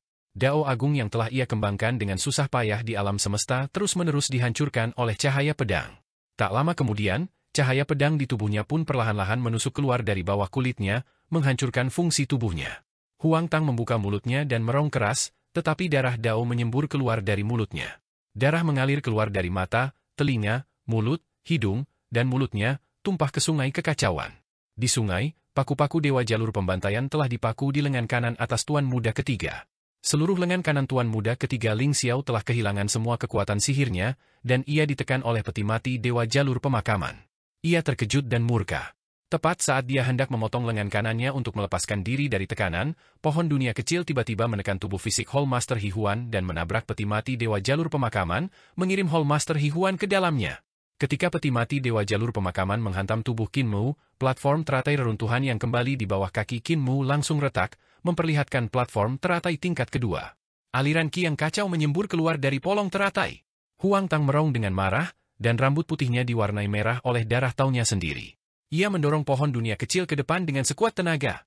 Kekuatan pohon dunia kecil mekar, dan seni ilahi yang tak terhitung jumlahnya meledak dari buku itu, membombardir peti mati Dewa Jalur Pemakaman. Di belakang peti mati Dewa, Kinmu memuntahkan seteguk darah. Kelopak bunga di sekitar dudukan teratai berjatuhan dan terbang ke atas. Mereka berputar dan menebas ke arah Huang Tang yang berada di belakang peti mati. Kepala Huang Tang teriris oleh bunga teratai, dan roh primordialnya terbunuh oleh kelopak bunga teratai lainnya. Tubuh jasmani dan roh primordialnya terpelintir dan hancur. Kepalanya melayang ke sungai yang panjang, dan Kinmu terlihat terhimpit hingga ke sungai ke-15. Ia hampir melangkah ke sungai ke-16. Kekuatan pohon dunia kecil masih bermekaran saat membombardir peti mati dewa pemakaman Dao. Bukan dia yang menggunakan kekuatan pohon dunia kecil. Dia hanyalah boneka Pak Tua Wuya, dan dia hanya perlu membawa pohon dunia kecil itu kepada Qin Mu. Orang yang mengaktifkan kekuatan pohon dunia kecil adalah Pak Tua Wuya. Di dalam peti mati, kepala Aula Hihuan sudah dipukuli hingga berlumuran darah. Darah Dao mengalir keluar dari peti mati dan mewarnai sungai menjadi merah sebelum berubah menjadi kekacauan. Untuk menggunakan seni Dewa Tuan Muda ketiga, kepala Aula Miluo tidak punya waktu untuk melepaskan kemampuannya sendiri sebelum ia terbunuh oleh serangkaian perubahan tak terduga di dalam peti mati. Tuan Muda ketujuh, Anda boleh kembali sekarang. Kepala Huang Tang jatuh ke sungai kekacauan, dan senyum muncul di wajahnya. Aku telah memberikan kontribusi yang begitu besar, jadi Li Shu dan saudari yang harus dijaga dengan baik oleh Pak Tua Wuya. Ketika ia jatuh, Qin Mu sudah melangkah ke sungai ke-16. Pada saat yang sama, platform teratai di bawah kaki Qin Mu hancur total, dan kakinya hampir jatuh ke sungai. Pada saat itu, kapal emas penyeberangan dunia mendarat di bawah kaki Qin Mu. Qin Mu menginjak kapal emas penyeberangan dunia dan tiba-tiba mengeluarkan sisa kekuatan sihir. 16 sungai kekacauan mengelilinginya, dan sebuah aula kekacauan muncul, membawa 16 sungai ke dalam aula. Pintu aula tertutup, dan saat pintu itu tertutup rapat, Tuan Muda ketiga Ling Xiao segera mengambil keputusan dan memotong lengan kanannya. Pohon dunia kecil segera berubah arah dan terbang keluar dari aula. Namun, sebelum mencapai pintu aula, pintu itu sudah tertutup rapat. Pohon dunia kecil menabrak pintu aula, dan suara benda berat jatuh ke tanah terdengar dari aula kekacauan. Aula kekacauan benar-benar memutus koneksi antara pohon dunia kecil dan Pak Tua Wuya, membuatnya mustahil baginya untuk mengendalikan harta karun itu. Kaki Qin Mu lemas dan ia hampir jatuh dari kapal. Tiba-tiba, seutas pita sutra tergulung dan melilit pinggangnya. Itu adalah Lang Bao. Ling Yuxiu berlari dan menopang Qin Mu. Lang Bao menyimpan pita sutra itu dan bersikap seolah-olah tidak terjadi apa-apa. Ketika tiba-tiba menyadari tatapan mata Yang Mulia Yue tertuju padanya, ia langsung tersenyum. Yang Mulia Yue mengalihkan pandangannya dan menyembunyikan bunga persik di balik lengan bajunya. Awalnya ia berencana menyelamatkan Qin Mu, tetapi Lang Bao selangkah lebih maju.